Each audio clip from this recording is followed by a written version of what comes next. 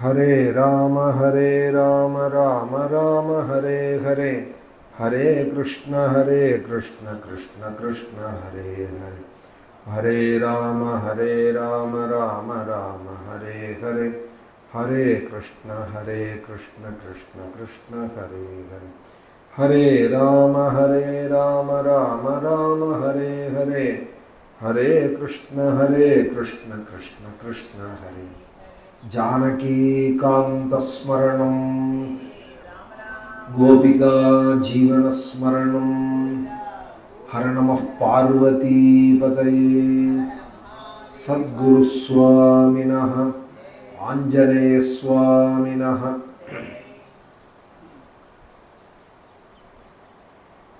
स्मृते सकलकल्याणभाजनं यत्र जायते पुरुषस्तमजं नित्यं व्रजामि शरणं हरिं। यः शिवो नामरूपाभ्यां या देवी सर्वमङ्गला, तयोः संस्मरणात् पुंसां सर्वतो जयमङ्गलं।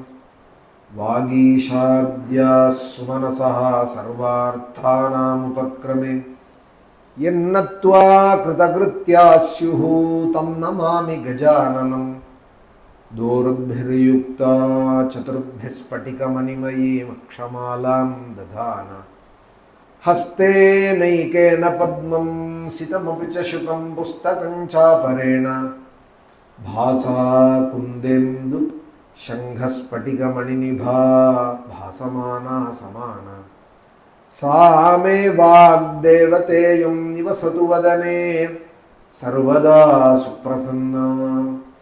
कूजन्तं राम रामेति मधुरं मधुराक्षरम्, आरुह्य कविताशाखां वन्दे वाल्मीकिकोकिलम्।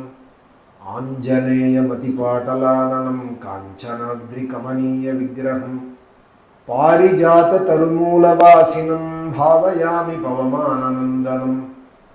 दूरीकृतसीतार्तिः प्रकटीकृतरामवैभवस्फूर्तिः, दारितदशमुखकीर्तिः पुरतो मम भातु हनुमतो मूर्तिः। यत्र यत्र रघुनाथकीर्तनं तत्र तत्र कृतमस्तकाञ्जलिं, बाष्पवारि परिपूर्णलोचनं मारुतिं नमते राक्षसान्तकम्। मनोजवं मारुततुल्यवेगं जितेन्द्रियं बुद्धिमतां वरिष्ठं, वातात्मजं वानरयूथमुख्यं श्रीरामदूतं शिरसा नमामि। वैदेही सहितं सुरद्रुमतले हैमे महामण्डपे, मध्ये पुष्पकमासने मणिमये वीरासने सुस्थितम्। अग्रे वाचयति प्रभञ्जनसुते तत्त्वं मुनिभ्यः परम्, याख्यान्तं भरतादिभिः परिवृतं रामं भजे श्यामलं। नारायणं पद्मभुवं वसिष्ठं शक्तिं च तत्पुत्रपराशरं च, व्यासं शुकं गौडपदं महान्तं गोविन्दयोगीन्द्रमथास्य शिष्यं। श्रीशङ्कराचार्यमथास्य पद्मपादं च हस्तामलकं च शिष्यं, तं तोटकं वार्तिककारमन्यान् अस्मद्गुरून् सन्ततम् आनतोऽस्मि। सदाशिवसमारम्भां शङ्कराचार्यमध्यमाम्, अस्मदाचार्यपर्यन्तां वन्दे गुरुपरम्परां। भक्तवात्सल्यजलधेः परमानन्दरूपिणः अस्मदाचार्यराजस्य प्रपन्नोऽस्मि पदाम्बुजम्। त्र्यम्बकपुराधीशं गणाधिपसमन्वितं, गजारूढमहं वन्दे शास्तारं कुलदैवतं। बुद्धिर्बलं यशोधैर्यं निर्भयत्वमरोगता, अजाढ्यं वाक्पटुत्वं च हनुमत्स्मरणात् भवेत्। सद्गुरुचरणारविन्दाभ्यां नमः। वाग्देवी नमः, हनुमते नमः, श्रीहरये नमः, श्रीहरये नमः।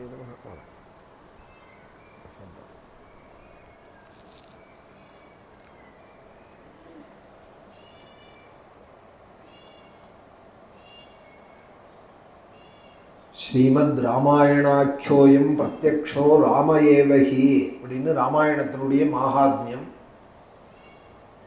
ஒரு அக்ஷரங்களுமே ஸ்ரீமத் ராமாயணங்கிறது ராமஸ்வரூபம்.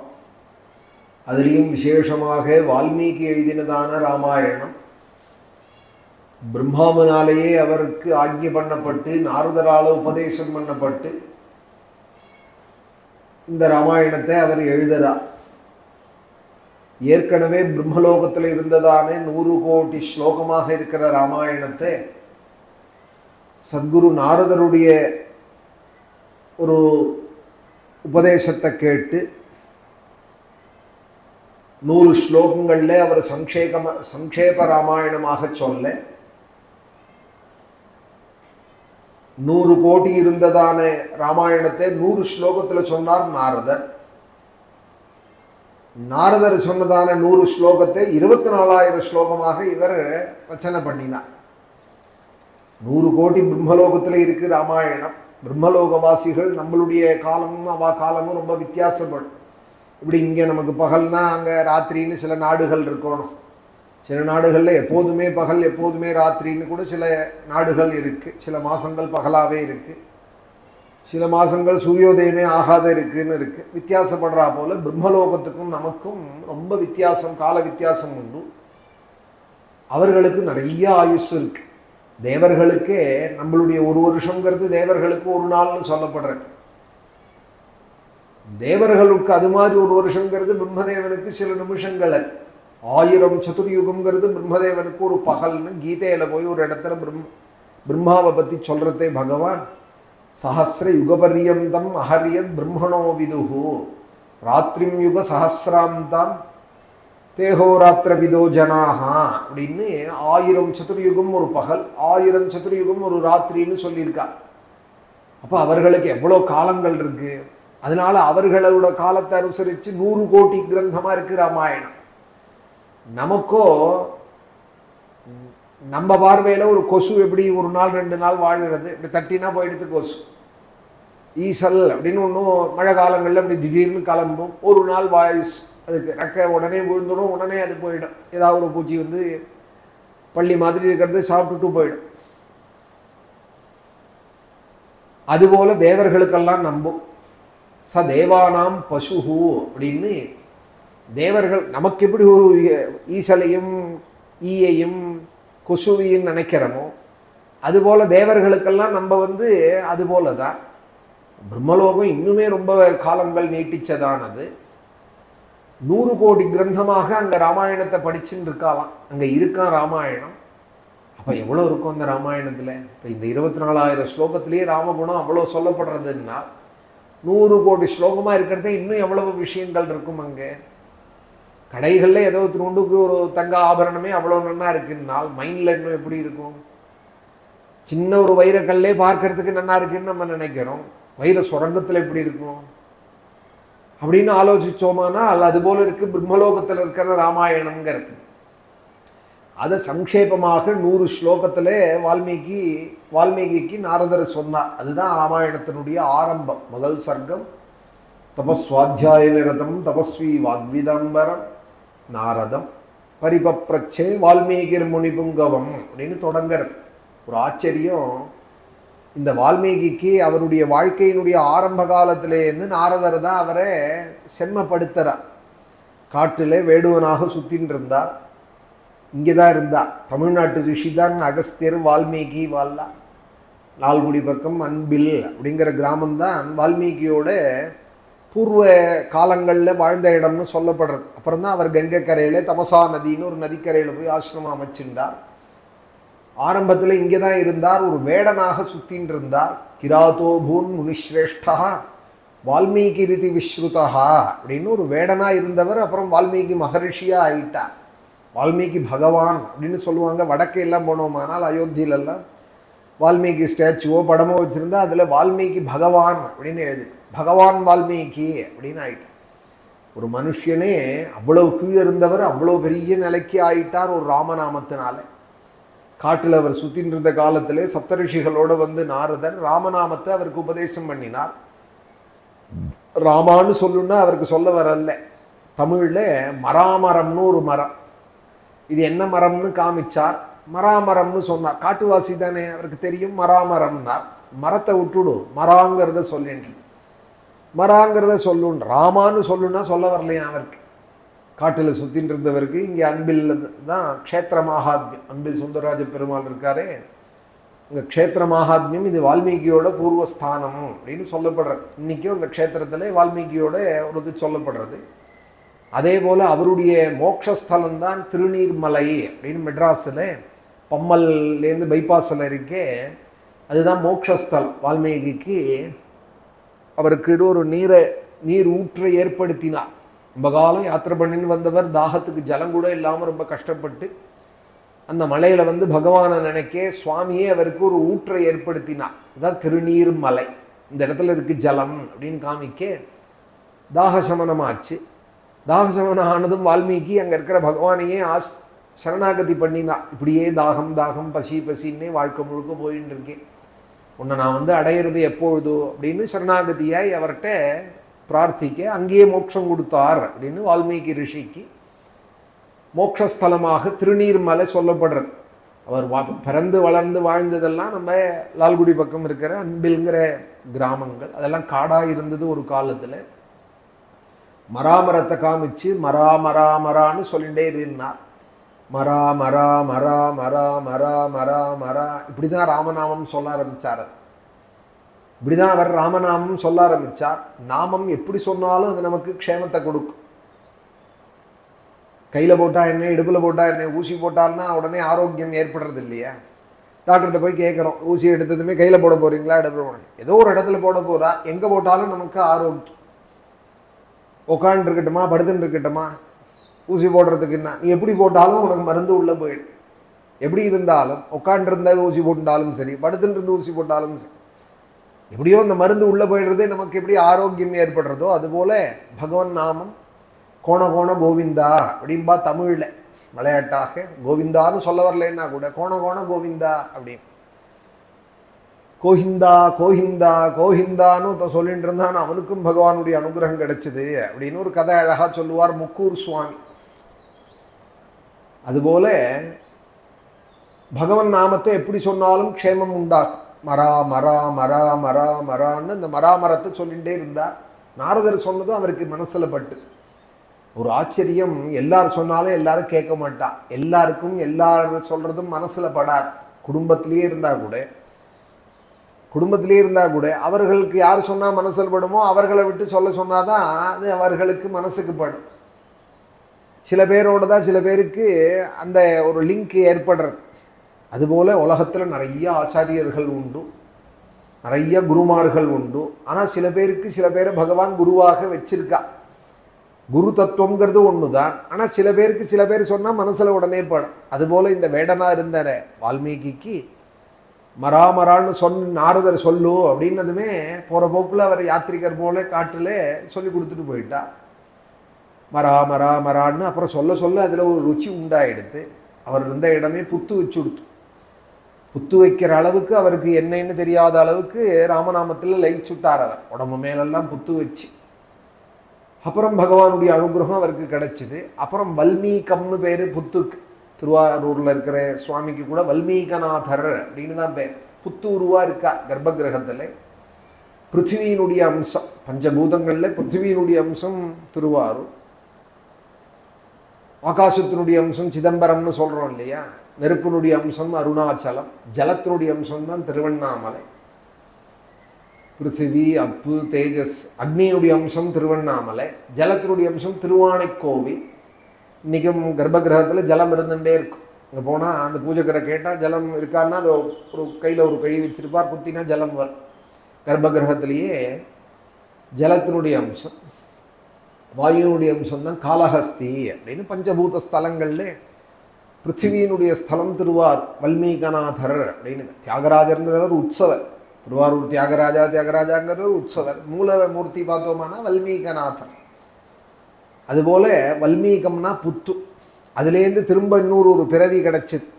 தபஸு பண்ணி புத்து வச்சு அப்புறம் அந்த புத்தை கலைச்சி வெளியில் வந்தார் அவர் பகவானுடைய அனுகிரகத்தினால. புத்துலேருந்து திரும்ப வெளியில் வந்ததுனால, வல்மீகத்திலேருந்து வெளியில் வந்ததுனால வால்மீகி ரீதி விஸ்ருதா, வால்மீகின்னு அவர் சொல்லப்பட்டார். அப்புறம் மகர்ஷி ஆயிட்டார். நாமத்தை சொல்லி சொல்லி பெரிய நிலையை அடைஞ்சு அப்புறம் நாரதரே வந்து அவருக்கு பல சந்தர்ப்பங்களில் பல உபதேசங்கள் பண்ணுறார். தமசா நதிக்கரையில் அவர் ஆசிரமம் அமைச்சுருக்கிற காலத்தில் அடிக்கடி வந்து போவார் நாரதர்னு அவரோட பாக்கியம். ஆச்சாரியன் எப்படி ஒரு சிஷ்யனிடத்தில் அன்பு வைப்பார்ங்கிறது உயர்ந்த ஆச்சாரியன் வைக்கிற அன்பை அளக்க முடியாது. அது ஒரு மாதா வைக்கிற அன்புக்கு ஈடாகாது, பிதா வைக்கிற அன்புக்கு ஈடாகாது. அந்த அன்பு சொல்ல முடியாததான அன்பு, அது உணரத்தான் முடியும். அதுபோல் அந்த ஆச்சாரியன் நாரதர் அடிக்கடி வந்து வால்மீகி ஆசிரமத்தில் வந்து உட்காந்துட்டு இவரோட சம்பாஷணை பண்ணி அப்படி ஒரு சந்தர்ப்பம் வரத்தே தான் ஒரு 16 கேள்வி கேட்குறார். 16 குணத்தோட உடனே ஒரு மனுஷன் இந்த லோகத்தில் இருக்கானா அப்படின்னு ஆரம்பிக்க அதுதான் ஸ்ரீமத் ராமாயணம். இந்த 16 குணத்துக்கும் உடையவன் யாருன்னால் ஒரு ராமன் ஒத்தந்தான் இருக்கான். அன்னைக்கும் இன்னைக்கும் என்னைக்கும் வேற ஒருத்தரும் இல்லை பார்த்தேல. அந்த 16 குணத்தோட உடையவர் இன்னொருத்தர் வந்துட்டார். ஆனால் அந்த கதை பழசாயிடும். அடுத்த வேலை வந்துடுதுன்னா டிஃபன் வந்துடுதுன்னா காலையில் பண்ணது பழசாயிடும். அது மாதிரி ஆகலையே ராமாயணம். ஏன் ஆகலேன்னா இன்னொருத்தர் கிடையாது. ராமனை போல இன்னொருத்தருங்கிறது அன்னைக்கும் கிடையாது, இன்னைக்கும் கிடையாது. அதனால தான் திரும்ப திரும்ப ஒத்தரே இருக்கிறதுனால தான் ராமாயணம்னு படிச்சுட்டு இருக்கோம். சாகசங்கள் பண்ணுறவர்கள் பல பேர் உண்டு. இப்போ ராவண வதம் பண்ணினார் ராமர், அதனால பெருமையாக இருக்காரான்னா ஹிட்லரும் தான் சாகசம் பண்ணினார், முசோலினியும் தான் சாகசம் பண்ணினார். அவுரங்கஜீப் மாதிரி பல முஸ்லீம் ராஜாக்களுடைய ராஜ்யத்துலேயும் அவளும் தான் பெரிய படையெடுத்துட்டு அக்பர் மாதிரி உள்ளவாள்லாம் சம்ராட்டாக பல காரியங்கள் பண்ணினால். ஆனால் ராமனை போல பூஜிக்கப்படலையே. காரணம் என்னென்னால் குணம். குணைஹி விருருச்சே ராமஹா. உயர்ந்த கல்யாண குணங்களால் ராமர் தனித்து பிரகாசிக்கப்படுறார். அவள்கிட்ட பாக்கி எல்லாம் இருந்தது. ஆனால் குணங்கிறது உயர்ந்த கல்யாண குணங்கிறது ராமன்கிட்ட தான் இருக்கு. மனுஷனுக்கு அழகு குணம்தான். குணத்தினால பெருமை உடையவன் மனுஷன். அந்த குணங்களை கொண்டே கேள்விகள் வால்மீகி கேட்க அந்த 16 குணத்துக்கு உடையவன் ஸ்ரீராமன் தான் 100 ஸ்லோகத்தில் சொன்னார்.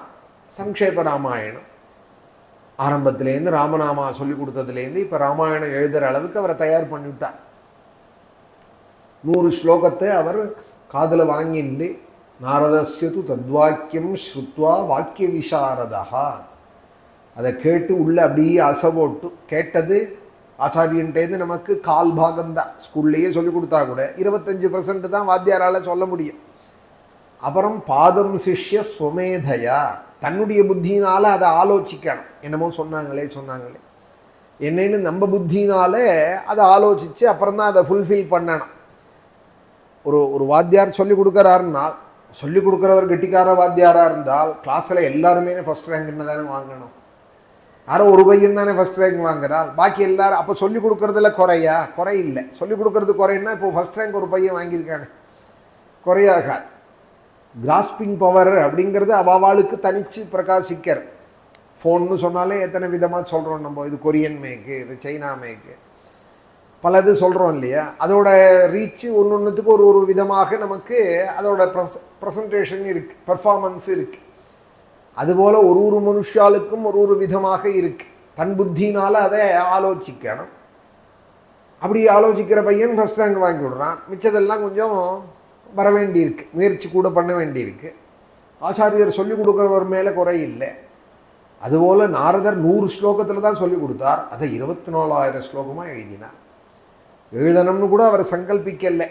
பிரம்மாதான் வந்து அவரே நீ ராமாயணம் எழுது, குரு ராமகதாம் புண்ணியம் ஸ்லோகபத்தாம் மனோரமாம் அப்படின்னு நீ ராமாயணத்தை எழுதுன்னு சொல்ல ராமகதையை முழுக்க எழுதி வச்சார். பிரத்யக்ஷமிவ தரிசிதம். பிரம்மா ஒரு அனுகிரகம் பண்ணினார். நீ எழுதுறதே உனக்கு காட்சிகளாக கண்ணில் தெரியும் ராமாயணம்னு. இப்பெல்லாம் பேட்டியை கூட வீடியோவாக எடுத்து வச்சுக்கிறா இல்லையா. அவர்கள் என்ன பேசினாலுங்கிறதுக்கு ஒரு ரெக்கார்டு போல் ஆகிடுது. கேட்டுட்டு எழுதினா கூட அப்புறம் நான் அதை சொல்லலையேன்னு சொல்கிறதுக்கு ஒரு இடம் வந்துடுறதுங்கிறதுனால இப்போது பேட்டியாக எழுதுகிறவர்கள் கூட வீடியோவாக எடுத்து வச்சுக்கிறான். நான் சொல்லலையேன்னு அவர்கள் திருப்பி சொல்ல முடியாது. அதுபோல் இன்றைக்கி தானே அது, அன்றைக்கே வால்மீகிக்கு பிரம்மா அனுகிரகம் பண்ணினா. பிரத்யக்ஷமிவ தரிசிதம் அப்படின்னு அவருக்கும் தெரியும். அவர் அனுகிரகம் இருந்ததானால் அந்த ராமாயணம் படிக்கிறதே நமக்கும் கண்ணுக்கு தெரியும். இந்த காட்சிகள்லாம் படிக்க அயோத்திவாசியாகவே நம்ம ஆயிடுவோம். அந்த ராமாயண காலத்துக்கே நம்ம போயிடுவோம். அதுபோல் ஜீவகலையோடு உடையதான கிரந்தம் ஸ்ரீமத் ராமாயணம். ஒரு அக்ஷரமுமே ஸ்ரீராமஸ்வரூபம். ஏகைகம் அக்ஷரம் புரோக்தம் மகாபாதகநாசனம் அப்படின்னு ஒரு அக்ஷரமும் நமக்கு மகாபாபங்கள் எல்லாம் போய் நிவர்த்தி பண்ணுறது. சேத்து ஸ்நானம் பண்ணினால் என்ன பாபங்கள்லாம் போயிடுமோ, காசியில் போய் கங்கையில் பண்ணால் போகாத பாபங்கள்லாம் கூட ராமசேத்துவில் போயிடும்னு இருக்கு. காசியில் போய் கங்கையில் போய் ஸ்நானம் பண்ணால் போகாத சில பாபங்கள்னு இருக்குது, அந்த பாபங்கள்லாம் கூட ராமசேத்துவில் போயிடும்னு இருக்குது. ஏன்னா ரகுவீர பதன்யாச பவித்ரீகிருத பாம்சவே அப்படின்னு ராமனுடைய அந்த பாதம் பட்டதான அந்த ராமேஸ்வரத்தில் ராமசேதுவில் எல்லா பாபங்களும் நிவர்த்தி ஆகிடும்னு அந்த ராமசேதுவில் பண்ணுற அந்த ஸ்நானத்தினால போடுற பாபங்கள்லாம் இங்கே ராமாயணம் படிக்கிறதுனாலேயே போய்டுறது. மகாபாதக நாசனம், மகாபாதகங்கள்லாம் நிவர்த்தியாகிறது ஸ்ரீமத் ராமாயணத்தினாலேன்னு ராமாயணத்துக்கு ஒரு அந்யாதிருஷமான பலஸ்ருதிகள்லாம் சொல்லப்பட்டிருக்கு. அப்பேற்பட்ட அந்த ராமாயணம் சொல்லிண்டு வரும். ஒரு நவாகத்திலையும் ஒரு பாகங்கள் சொல்லிண்டு வருது, ஒரு ஸ்லோகங்களாக நம்ம அனுபவிச்சுட்டு வரோம். இப்போ ஸ்ரீராமநவமி உற்சவ காலத்தில் 2 நவாகம் சொல்லப்பட்டது. 2 நவாகத்தில்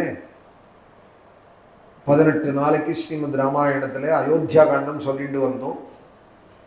அதில் 100ஆமத்த சர்க்கம் பரதராம சமாகமம் அப்படிங்கிற இடங்கள் கீழே சொல்லியிருக்கும். கச்சித் சர்க்கம் அப்படிங்கிறது மேலே ராமருக்கு பட்டாபிஷேகம் பண்ணணும்னு விவாகங்கள்லாம் ஆகி சுவாமி ராமன் சீதையோடு கூட அயோத்தியில் சௌக்கியமாக இருக்கிற காலத்தில் பரதனை கேகே தேசத்துக்கு அவர்கள் மாமா யுதாஜித்துங்கிறவர் அழிச்சுன்னு போயிடே, சத்ருக்னனும் பரதனை விட்டு பிரியாதவராக இருக்கிறதுனாலே அவரும் கூட போயிடே. சத்ருக்னோ நித்தியசத்ருக்னா நீதா பிரீத்தி புரஸ்கிருதா அப்படின்னு நாளைக்கு அதெல்லாம் வரும். நீலேருந்து நம்ம ஸ்ரீரங்க ராமாசிரமத்தில் ஸ்ரீமத் ராமாயண நவாக பாராயணம் ஆரம்பித்து நடக்கிறது. இன்றைக்கி பாயசதானம், இந்த சம்ஷேப ராமாயணத்துலேருந்து ஆரம்பித்து பாயசதானம், ராமஜனனம், யஜ்ய சம்ரக்ஷணம், கங்காவதரணம், சீதா கல்யாணங்கள்லாம் இன்றைக்கி பாராயணம், பாலகாண்ட கதை. அடுத்ததாக அயோத்தியில் நடக்கிறதெல்லாம் வால்மீகி அங்கங்கே பொருத்தமாக பேர் வச்சா. குழந்தையில் நடந்த அவஸ்தைக்கெல்லாம் பாலகாண்டம்னு பேர் வச்சா. குழந்தையில் நடந்ததான லீலைகள் 12 வயசு பர்யந்தம் ராமருடைய அந்த கதைகளுக்கெல்லாம் பாலகாண்டம்னு பேர் வச்சா. அப்புறம் அயோத்தியிலே பிரதானமாக நடக்கிறதுனால அயோத்தியா காண்டம் அப்படின்னு பேர் வச்சா. அப்புறம் தண்டகையில் நடக்கிற ஆரண்யத்தில் நடக்கிறதுனால தண்டகாரண்யம் அப்படிங்கிற பாகத்தில் நடக்கிறதுனால ஆரண்ய காண்டம். அப்புறம் ஹனுமாரோட சங்கமமாகி கிஷ்கிந்தையில் பிரவேசமானதும் கிஷ்கிந்தா காண்டம். யுத்தம் நடந்தது விஸ்தாரமாக சொல்கிறதுனால யுத்த காண்டம். ஹனுமாருடைய பிரபாவம், ஹனுமாருக்கே சுந்தரர் அப்படின்னு ஒரு பேர். அஷ்டோத்தரத்தில் ஓம் ருத்ரவீரிய சமுத்பவாய நமஹா, ஓம் சுந்தராய நமஹா, இதெல்லாம் ஹனுமாருடைய அஷ்டோத்தரத்தில் வர நாமாக்கள். சுந்தரன்னே அவருக்கு பேராக இருக்கிறதுனால சுந்தரகாண்டம் அப்படின்னு, அவர் பரமேஸ்வராம்சமுமாக இருக்கிறதுனால சுந்தரன்கிற பேர் பரமேஸ்வரனுக்கு உடையதான நாமா. சுந்தரன், சுந்தரேசன், சுந்தரேசன், சுந்தராஸ்யம், சுந்தராயதலோச்சனம்னு மீனாட்சி கல்யாண பாகங்கள் சொல்கிறது. சுந்தரேசம், சுந்தராஸ்யம், சுந்தராயதலோச்சனம். சுந்தரன்னே பரமேஸ்வரனுக்கு பேர். பரமேஸ்வராம்சமாக இருக்கிறதுனால ஹனுமாருக்கும் சுந்தரன் அப்படின்னு பேர். அவரை பற்றி பெருமைகளை சொல்கிறதுனால சுந்தரகாண்டம் அப்படின்னு அந்த காண்டங்களுக்கே அழகாக அந்த பேரை அனுசரித்து வச்சார். அதில் அயோத்தியில் நடக்கிறதெல்லாம் அயோத்தியா காண்டம். இந்த பட்டாபிஷேகம் ஏற்பாடு பண்ணுறது, பரதன் கேகே தேசம் போனது, அது சொல்லி தான் அயோத்தியா காண்டம் தொடங்கிறது. கச்சதா மாதுலகுலம் பரதேன ததானகா சத்ருக்னோ நித்தியசத்ருக்னா நீத பிரீத்தி புரஸ்கிருதா அப்படின்னு பழைய புஸ்தகங்கள் கிரந்த பாடத்தில் ததானகான்னு இருக்குது. இப்போ உள்ள ராமாயண புஸ்தகங்களில் பரதேன மகாத்மனா அப்படின்னு இருக்கும். முதல் ஸ்லோகம் அயோத்தியா காண்டம் கச்சதா மாதுலகுலம் பரதேன மகாத்மனா அப்படின்னு. பழைய கிரந்த பாடத்தில் பரதேன ததானகா, அகம், அகம்னா பாபம்னு அர்த்தம். பாபமே இல்லாதவன் பரதன். ததா அனகா, அனகன் அப்படின்னா பாபம் இல்லாதவன் அர்த்தம். அகம்னா பாபம்னு அர்த்தம். அனகா, ததானகா பாவமே இல்லாதவன்னு அயோத்தியா காண்டம் சொல்லி ஆரம்பிக்க என்ன காரணம்னா, சொத்துன்னு வந்தால் அதில் பல பேர் தலையிடுவார். கைகேயி இது மாதிரி வரம் கேட்பானே, பரதனுக்கு ராஜ்யம்னு ராமனுக்குன்னு ஏற்பாடு பண்ணது. ஒரு கால் பரதன் சொல்லி தான் கேட்டிருப்பாளோ கைகேயி. ஒரு அம்மாவுக்கு குழந்தையோட நலன்கிறது கண்மூடித்தனமாக இருக்கும். குழந்தை நன்னா இருக்கணும் நன்னா இருக்கணுங்கிறதுல அவளுக்கு ரெண்டாவது அபிப்பிராயம் கிடையாது. அதே நினைவாக இருப்பாள். தன் நினைவு கூட அவளுக்கு அவ்வளோ தூரம் இருக்காது, தன்னலம் கூட இருக்காது. அதில் குழந்தை நன்னா இருந்தாலே தனக்கு கிடைச்ச லாபம்னு தனக்கு கிடைச்சா போல நினைப்பாள். அந்த ரீதியில் ராஜ்யத்தில் பெருசாக கைகேயிக்கு அபிப்பிராயம் இருக்காது. பரதன் சொல்லி தான் கேட்டிருப்பாள்னு யாராவது சொல்லிட்டு போகிறாளே, மேலே நடக்க போகிற கதையெல்லாம் அப்படி இருக்கு. கைகேயி அந்த அளவுக்கு பிடிவாதம் பண்ணி கேட்குறாள்னதும் யாராவது இந்த கேஸில் பரதனையும் சம்மந்தப்படுத்திட்டு போகிறாளேன்னு வால்மீகிக்கு எடுத்ததுமே அதுக்காக அந்த கவலைக்காக எடுத்த முதல் ஸ்லோகத்திலேயே சொன்னார், இந்த கேஸுக்கும் பரதனுக்கும் சம்பந்தம் கிடையாது. பரதேன ததா அனகா. இன்னும் சொல்ல போனால் அயோத்தியில் இது மாதிரி கலபைகள்லாம் நடந்ததுக்கு காரணமே கச்சதாம். ஆரம்பமே அயோத்தியா காண்டம் முதல் பதத்திலேயே அயோத்தியில் நடந்த இந்த ரகலைக்கெல்லாம் காரணம் பரதன் கேகே தேசம் போனது தான் விட்டார். கச்சதாம் மாதுல குலம்.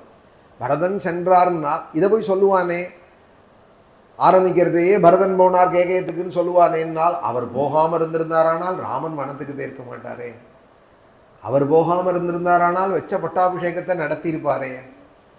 அவர் போகாமல் இருந்திருந்தாரானால் கைகேயியை வரன் கேட்க விடாத பண்ணியிருப்பாரே. அவர் போகாமல் இருந்திருந்தாரானால் தசரதர் பரலோகம் போயிருக்க மாட்டாரே. இன்னொரு 40,000 வருஷம் வாழ்ந்திருப்பாரே. 60,000 வருஷம் வாழ்ந்தவர் இன்னொரு 10,000 வருஷம் வாழ்ந்திருப்பாரே ராம பட்டாபிஷேகம் பார்த்த சந்தோஷத்தில். இது எல்லாம் ராமன் காட்டுக்கு போனது, தசரதர் பரலோகம் போனது, சந்தியில் நின்னது அயோத்தியா ஜனங்கள், இது எல்லாத்துக்கும் காரணம் ஒத்தர் தான். அது ஒண்டி நான் சொல்றேன்னார் வால்மீகி. யார் காரணம்னால் இந்த பரதன் ஏன் கேகே தேசம் போனா அதான் காரணம். கச்சதா மாதுல குலம் பரதேன ததானகா. அவர் ஒண்டி போகாமல் இருந்திருந்தாரானால் ராமாயண கதையே மாறி போயிருக்குமே.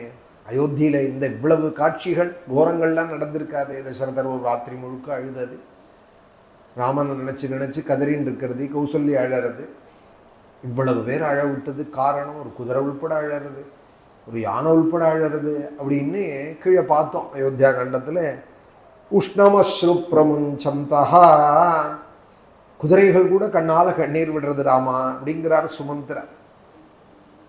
அஸ்ருன்னா கண்ணுலேருந்து வர ஜலத்துக்கு பேர்.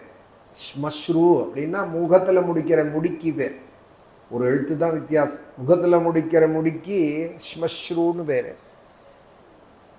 அஸ்ருன்னு பேர் கண்ணில் வர ஜலத்துக்கு. வால்மீகி இந்த பதத்தை அடிக்கடி உபயோகப்படுத்துவார். கண்ணுலேருந்து வர ஜலம் குளுமையாக இருந்ததுனால் சந்தோஷத்தில் வர ஜலமா, ரொம்ப சிரித்தாலும் கண்ணிலேருந்து ஜலம் வரும். புண்ணிய கதைகள் கேட்குறதையும் பகவானுடைய காருண்யத்தை நினச்சி கண்ணிலேருந்து ஜலம் வரும், அது ஜில்லுன்னு இருக்குமா. சோகத்தில் வர ஜலம் சூடாக இருக்குமா. ஏதாவது ஒரு கஷ்டம் யாராவது திட்டிவிட்டாங்க, யாராவது சொல்லிவிட்டாங்க, அதை நினச்சி அழறத்தே அதில் வர ஜலம் கண்ணில் வர ஜலம் சூடாக இருக்குமா. எவ்வளோ சொல்லித்தரார் பாருங்க ராமாயணத்தில் வால்மீகி. சின்ன சின்ன விஷயங்கள் கூட விடாமல் சொல்லுவார் வால்மீகி. குதிரைகள்லாம் அழுது தான் சுவாமிங்க ஓடத்தில் ஏறி கங்கையில் போகிற காலத்தில் சுமந்திரர் வந்து திரும்பி தசரதர்கிட்ட சொல்கிறார், அந்த கண்ணீரை தொட்டு பார்த்தேன், குதிரை கண்ணில் வர ஜலத்தை உஷ்ணமஸ்ரு பிரமுஞ்சந்தா, அந்த கண்ணீர் சூடாக இருந்தது ராஜன்னே அப்படிங்கிறார். சூடாக இருந்ததுன்னா சோகத்தினால அழாது. மிருகங்களால் பேச முடியாதே தவிர உணர்ச்சிகள் அதுக்கும் நிறைய உண்டு, நம்மளை விட கூடவே உண்டு. சட்டுன்னு காமிச்சுடும் மிருகங்கள். மனுஷால் தான் நடித்து பழகிட்டாலே ஒழிய நாடகம் பார்த்து சினிமா பார்த்து, அதுவும் இப்போது பொழுது விடிஞ்சு பொழுது போகிற பர்யந்தம் நாடகம்தான். அது பார்த்து இப்போ அதில் நடிக்கிறவர்களை விட நன்னா நடிக்க ஆரம்பிச்சுட்டால் லோகத்தில் இருக்கிறவர்கள்.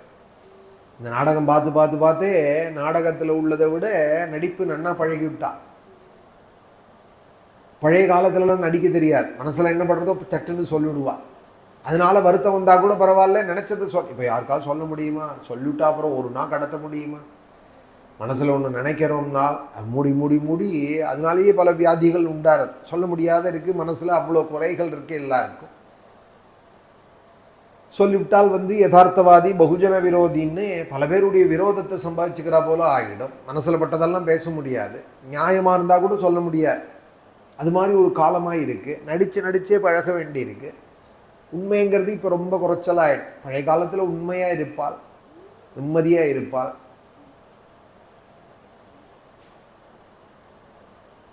உணர்ச்சிகள் ரொம்ப அதிகம் மிருகங்களுக்கு. கண்ணால் கண்ணீர் விட்டுது ராஜன்னு, அந்த கண்ணீரை போய் தொட்டு பார்க்கறேன், சூடாக இருந்தது அந்த கண்ணீர். உஷ்ணமஸ்ரு பிரபஞ்சந்தா. அந்த குதிரைகள் திரும்ப மாட்டேங்கிறது. அந்த குதிரைகளை நான் திருப்பி பார்க்குறேன் ராஜன்னே, கங்கை கரையில் திரும்பாமல் எங்கள் ராமன் போன பக்கமே மூஞ்சி காட்டுறது, கங்கையில் இறங்க போகிறது, ராமன் போன பாதையிலேயே அதுவும் முழங்கால் விட்டு ஜலத்தில் போய் இறங்குறது கங்கையில்.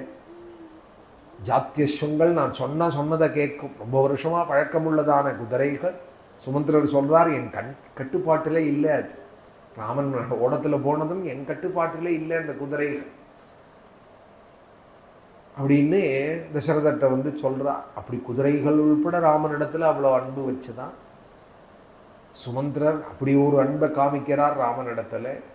இதெல்லாம் வந்து அயோத்தியா கண்டத்தில் சொல்லப்படுற விஷயங்கள். இதெல்லாம் பரதன் காட்டு அவர் யுதாஜித்து மாமாவோட கேகே தேசம் போனதுனால இவ்வளவு சிரமங்கள். அயோத்தியா தினங்கள்லாம் கண்ணீர் விடுறது, தசரதர் அழறது, கௌசல்யம்மா அழறது. பரதன் பரமபக்தர் அவர். இது மாதிரி கேகே தேசம் போயிட்டார்னதும் இங்கே கைகேயி அம்மாள் ராமனுக்கு பட்டாபிஷேகம் ஏற்பாடு பண்ணதை தடுத்தார். தேவாசுர யுத்தத்தில், சம்பராசுர யுத்தத்தில் வாங்கின வரன்னாலே 2 வரன்னாலே, ஒரு வரன்னால பரதனுக்கு ராஜ்யம்னும் 2வது வரன்னால ராமனுக்கு வனவாசம்னும் கேட்க தசரதர் இதை கேட்டு ராமனும் காட்டுக்கு போயிட்டு அழுது அவர் உயிரை விட்டுட்டார். பூர்வ கதைகளில் கேகே தேசம் போன பரதனுக்கு வந்து சொல்லி அனுப்பு, அஸ்வஸ்தம் இவ குஞ்சரம் அப்படின்னார் வால்மீகி. நிலகொள்ளாத யானை போல கதறினானாம், துள்ளினானாம் பரதன். ஜுரம் வந்த யானை எப்படி துடிக்குமோ அது போல துடிச்சானாம். பலப்பாம்பு எப்படி மெருமூச்சு விடுமோ அது போல விட்டானாம்.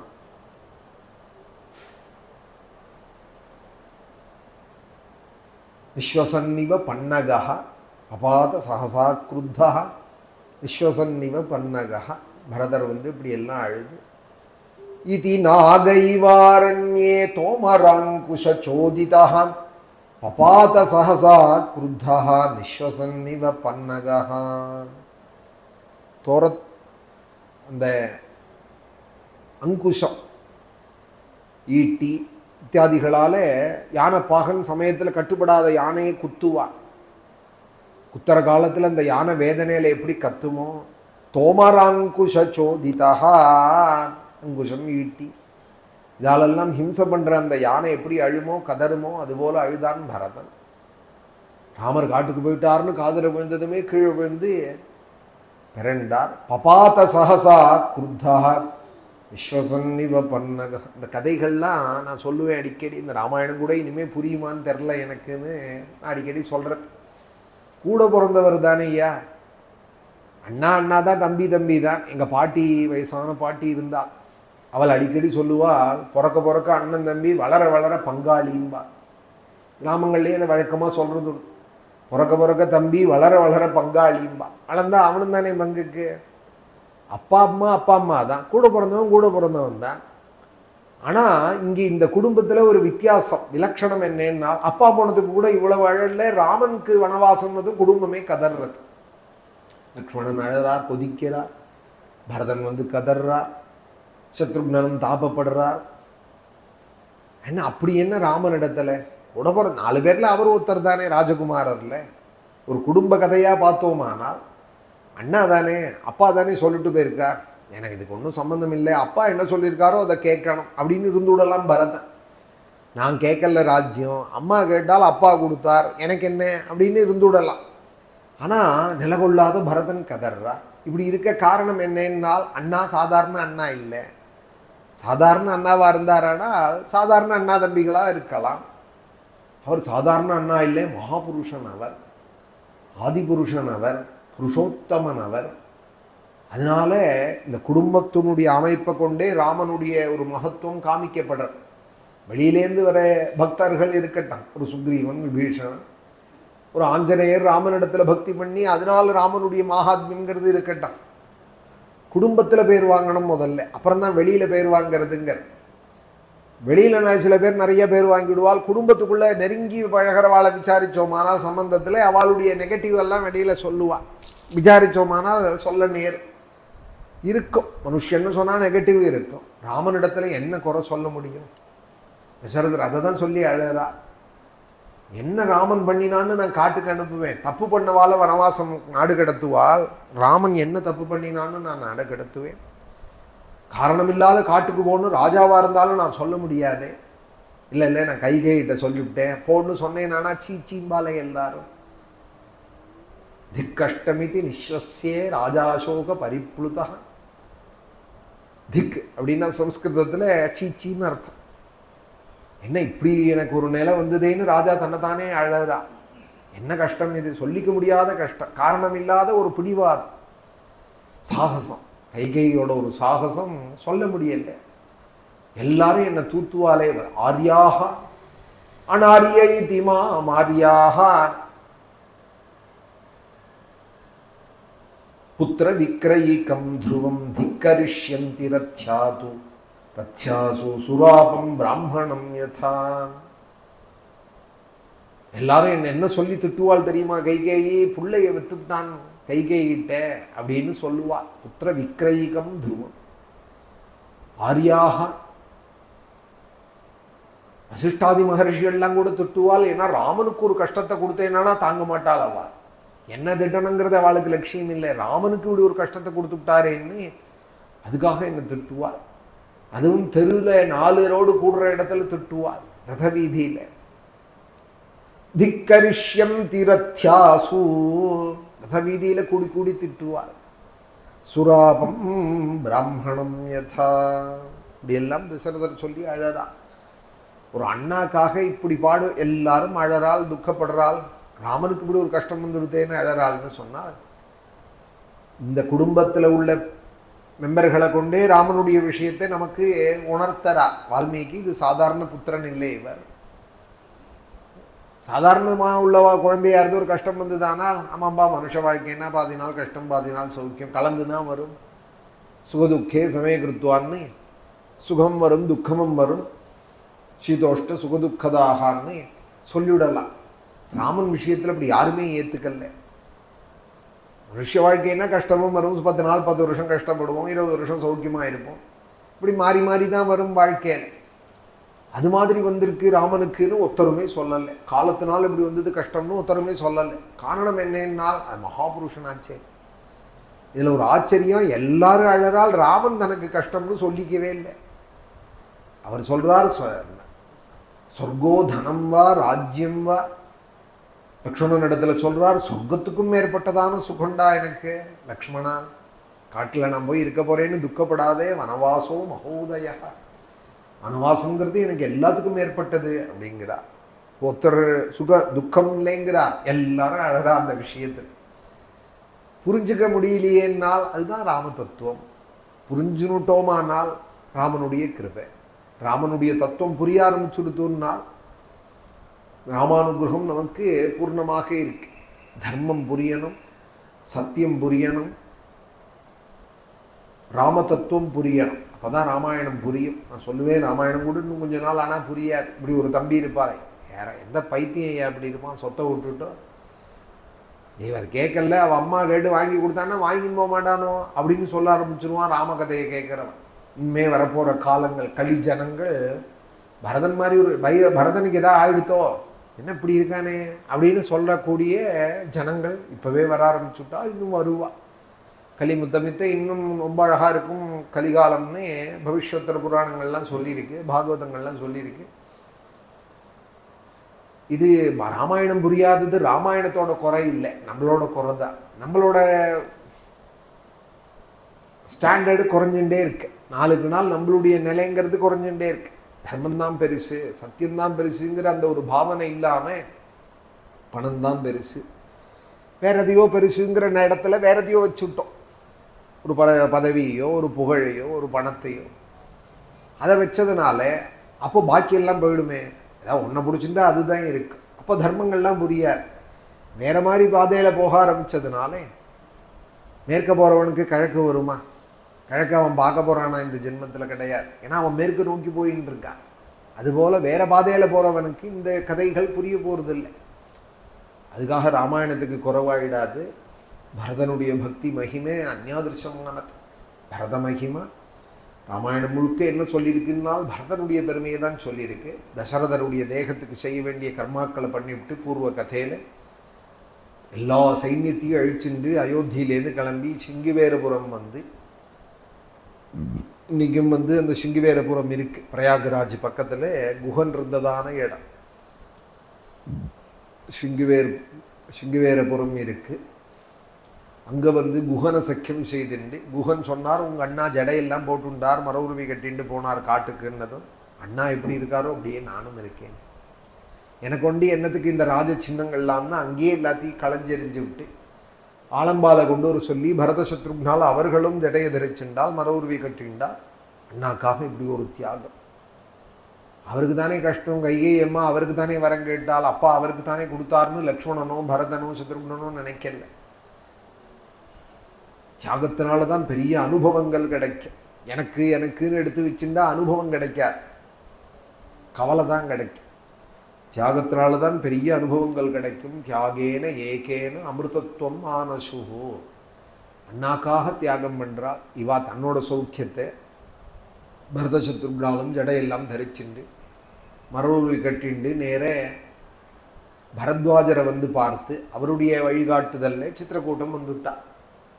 உடஜே ராமமாசீனம் ஜட்டாவல்கலதாரிணம். ராமாசிரமம் வந்துட்டார்.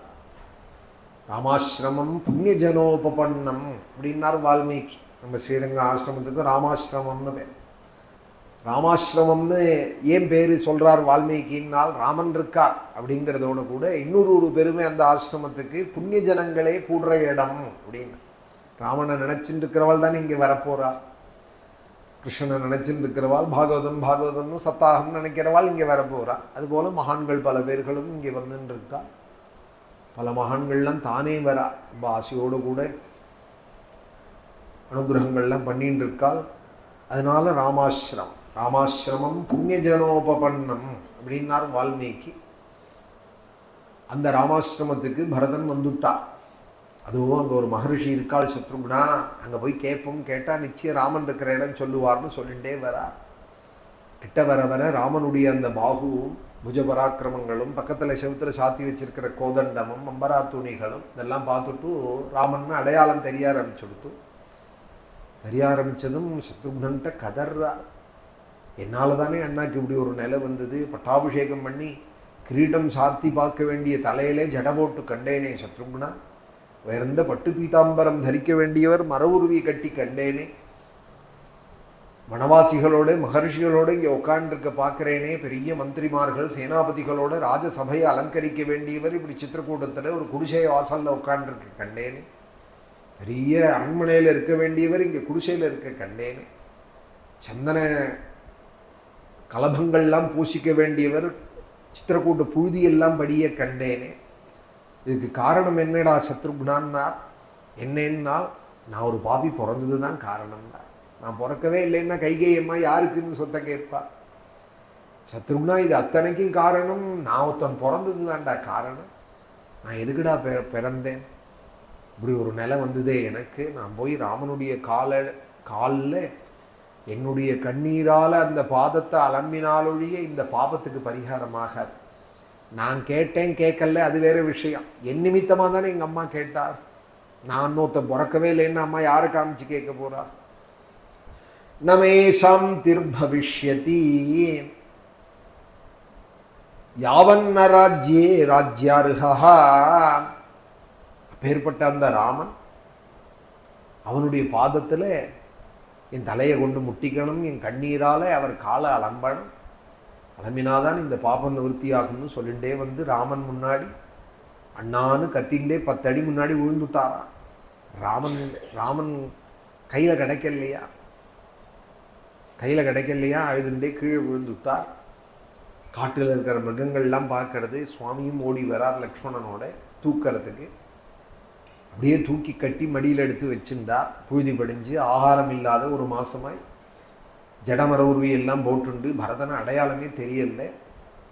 தான் பார்த்திவான் வாரணயூதபான் சமாகதாம் ஸ்தத்ர மஹத்யரண்யே வணௌகசஸ்தேபி சமீக்ஷ்ய சர்வே ப்யஸ்ருண்யமுஞ்சன்னி பிரவிஹாய ஹர்ஷம். அங்கே காட்டில் உள்ள செடி கொடிகளில் இருக்கிற பட்சிகளுக்கெல்லாம் மான் முயலுக்கெல்லாம் தெரியறதா ரொம்ப காலமாக பிரிஞ்சிருந்தவாள் இப்போ சேர்ந்திருக்காள் அப்படின்னு. அதுகெல்லாமும் கடவுளை கடவுளைன்னு சப்தத்தை எழுப்புறதான், ஒன்று பார்த்துக்கிறதான். ரொம்ப நாளாக பிரிஞ்சிருக்கிற பிரியப்பட்டவாள் சேர்ந்திருக்காள். இப்போது உத்தர கண்ணீரால் நினச்சிக்கிறாள் உடம்ப. வணௌகசஸ்தேபி சமீக்ஷ்ய சர்வேபி அஸ்ருண்யமுஞ்சன்னி பிரவிஹாய ஹர்ஷம். அதுகள்லாம் ஆனந்த பாஷ்பம் பண்ணுறதான். வால்மீகி சொல்கிறார், அஸ்ருண்யமுஞ்சன்னி பிரவிஹாய ஹர்ஷம். அங்கே பின்னாடி வர சைன்யத்தில் இருக்கிற யானை குதிரைகள்லாம் கண்ணீர் விடுறதான். பரதராம சமாகத்தை பார்த்துட்டு கீழே விழுந்த பரதனே ஜட்டிலம் சீரவசனம் பிராஞ்சலிம் பதிதம் புவி ததர்ஷ ராமோ துர்தர்ஷம் யுகாம் தே பாஸ்கரம் யதா கதஞ்சிதபிவிஜ்ஞாயே விவர்ணவதனம் கிருஷம் பிராதரம் பரதம் ராமஹ பரிஜக்ராக பாகுனான். யாரோ ஜட போட்டுன்னு வந்திருக்காளே ரிஷிகுமாரனோ. ஜட்டிலம் சீரவசனம் மரவுருவி கட்டின்னு இருக்காள், ஜட போட்டுன்னு இருக்காள். பெரும்பாலும் காட்டில் இருக்கிற மகரிஷிகள் தான் இருப்பாள். இவர் யுவாவாக இருக்கிறதுனால ஏதோ மகரிஷி புத்திரர் இல்லை, ஏதோ ரிஷிகுமாரன் போல இருக்குன்னு நினைச்சாராம்.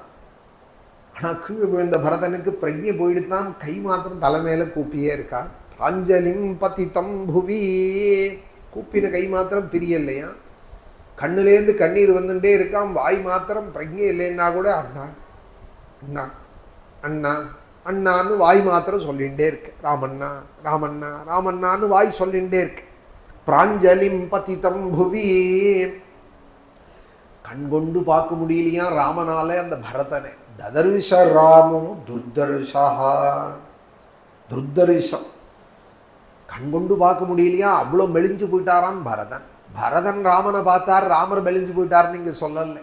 அவர் நன்னா இருக்கார். சித்திரக்கூட்டத்தில் உள்ள பழங்கள்லாம் சாப்பிட்டுண்டு, கங்காதலத்தை சாப்பிட்டுண்டு. ராமனோ லக்ஷ்மணனோ அவா சௌக்கியமா இருக்காள்னு தான் சொல்றார் வால்மீகி. ஆனால் ராமனை விட்டு பிரிஞ்ச பரதன் இழைச்சி போயிட்டாரான், மெலிஞ்சு போயிட்டாரான். அடையாளமே தெரியலையா. ராஜகுமாரால்னா எப்படி இருப்பா? புஷ்டியா இருப்பா.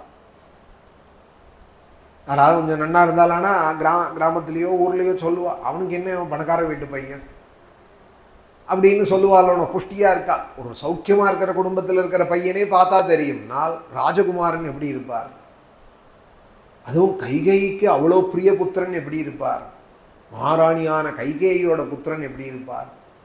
ஆனால் இங்கே ராமருக்கு அடையாளம் தெரியலையா. ததர்ஷ ராமோ துர்தர்ஷம். அவர் எப்படி இருந்தார்னால் யுகத்தினுடைய முடிவில் இருக்கிற சூரியன் போல இருந்தாராம். யுகாந்தே பாஸ்கரம் யதா, யுக முடிவில் ஒளி இழந்துடுமா சூரியன். ஒரு பல்பு நாளானா மங்கிறது பார்த்தேல, அப்புறம் முணுக்குங்க அப்புறம் ஆஃப் ஆகிடும், முடிய போகிறதுன்னு அர்த்தம் இருக்கு. அதுபோல சூரிய மண்டலத்துக்கும் ஒரு முடிவு இருக்கு. அதுக்கு ஒரு காலம் இப்போ சொல்றா இல்லையா, உண்டாயி இத்தனை லட்சம் வருஷம் இருக்கலாம். எப்போ உண்டாயிடுத்துன்னு சொல்றாளோ உண்டானது எல்லாத்துக்கும் முடிவு உண்டு. ஜாயதே அப்படின்னு சொன்னால் அபக்ஷீயதே நஷ்யதி அப்படிங்கிற தர்மம் எல்லாத்துக்கும் உண்டு. ஒரு நாள் போயிட போகிறது. சூரிய மண்டலமும் ஒரு நாள் அப்படி பல்பு போல அருந்து விழுந்துடுமான்னு கீழே, சந்திர மண்டலமும் விழுந்துடுமா. யுகத்தினுடைய முடிவில், அந்த யுகத்தினுடைய முடிவில் ஒளி இழந்த சூரியன் எப்படி இருப்பானோ அப்படி இருந்தாராம் பரதன். யுகாந்தே பாஸ்கரம் யதா. ஒரு மகான்கிட்ட இந்த ஸ்லோகத்தை சொன்னேன், எனக்கு ஞாபகம் வருது. அப்படியே உடம்பெல்லாம் அவருக்கு செலுத்து போயிடுது. வேற ஏதோ பேசின்னு இருக்கிற காலத்தில் ததர்ஷராமோ துர்தர்ஷம்னே அப்படியே திக்கிச்சு போயிட்டார். கண்ணெல்லாம் கண்ணீர் வருது. இந்த ஒரு ஸ்லோக ராமாயணம் என்னவோ பண்ணுறது. அந்த மகாபுருஷருக்கு நான் சொன்னதுமே ஒரு நிமிஷம் அப்படியே திக்கிச்சு போயிட்டார். பேச்சே இல்லை. அப்படி ஃப்ளோவாக பேசிகிட்டு இருந்தவர் அப்படியே நின்றுட்டார். எனக்கு பாஷ்ய பாட்டம் சொல்லிகிட்டு இருந்தார். ரொம்ப கீதா பாஷ்யம். இந்த ஸ்லோகத்தை, அதுக்கு ஏதோ ஒரு உதாரணம் வரதே இந்த ஸ்லோகத்தை சொன்னேன். இது போலையோ அப்படின்னு நான் பாடத்தில் ஒரு சந்தேகம் போல தான் கேட்டேன். அப்படியே திக்கிச்சு போயிட்டான். ஏன்னா ராமாயணம் அதுபோல் கரண்ட்டு மாதிரி, கரண்ட்டை தொட்டால் எப்படி ஒரு ஷாக் அடிக்கிறது, அதுபோல் உபாசகாலுக்கு அதை தொட்டாலானா அப்படி உருகும். ஒரு நாள் ரமண மகரிஷி ரமணாசிரமத்தில் இருந்தாரே, பூத உடலோடு இருந்த காலத்தில் லைப்ரரியில் ராமாயண புஸ்தகத்தை எடுத்துன்னு வான்னு சொன்னாராம். ரமணருடைய சரித்திரத்தில் ராமாயண புஸ்தகத்தை எடுத்துன்னு வந்து கொடுத்தா, ஏதோ ஒரு பக்கத்தை புதுசாக புஸ்தகத்தை பெறட்டுவாள், நடுவிலேருந்து ஒரு பக்கத்தை எடுத்து படிப்போம்னு எடுப்பாளோம். அதுபோல் ஒரு ஸ்லோகம் படித்தாராம். கரகரகரன்னு கண்ணீர் விட்டு 1 மணி நேரம் புஸ்தகத்தை கையில் வச்சுட்டு கூட இருந்த இந்த சிஷ்யாவை கூப்பிட்டு சொன்னாராம், இந்த ராமாயணத்தை எப்படி பௌராணிகாலாம் பிரவச்சனம் பண்ணுறா, என்னால் ஒரு ஸ்லோகம் கூட படிக்க முடியலையே, ரொம்ப தைரியம்தான் பௌராணிகாலுக்கு அப்படின்னாராம் ரமண மகரிஷி. இந்த ராமாயணத்தை எப்படி வாழால் பிரவச்சனம் பண்ண முடியுறது, என்னால் ஒரு ஸ்லோகம் படிக்க முடியல, கண் கோலம் கட்டுறதே என்னால் முடியலையே, போரும்னு மூடி தலையில் வச்சுருவோம் லைப்ரரியிலேன்னு தாரான். ரமணருடைய சரித்திரத்தில் என்னால் படிக்க முடியல ராமாயணம். அதுவும் சில இடங்கள் அப்படி இருக்கும் ராம கதையில். யுகாந்தே பாஸ்கரம் யதா ததர்ஷ ராமோ துர்தர்ஷம் யுகாந்தே பாஸ்கரம் யதா. அப்புறம் நினைச்சார், மடியில் தூக்கி வச்சிருந்து ராமண்ணா ராமண்ணா அண்ணா அண்ணாங்கிறதுலேருந்து ஏதோ சம்பந்தம்னு தெரிகிறது, பக்தன்னு தெரியறது.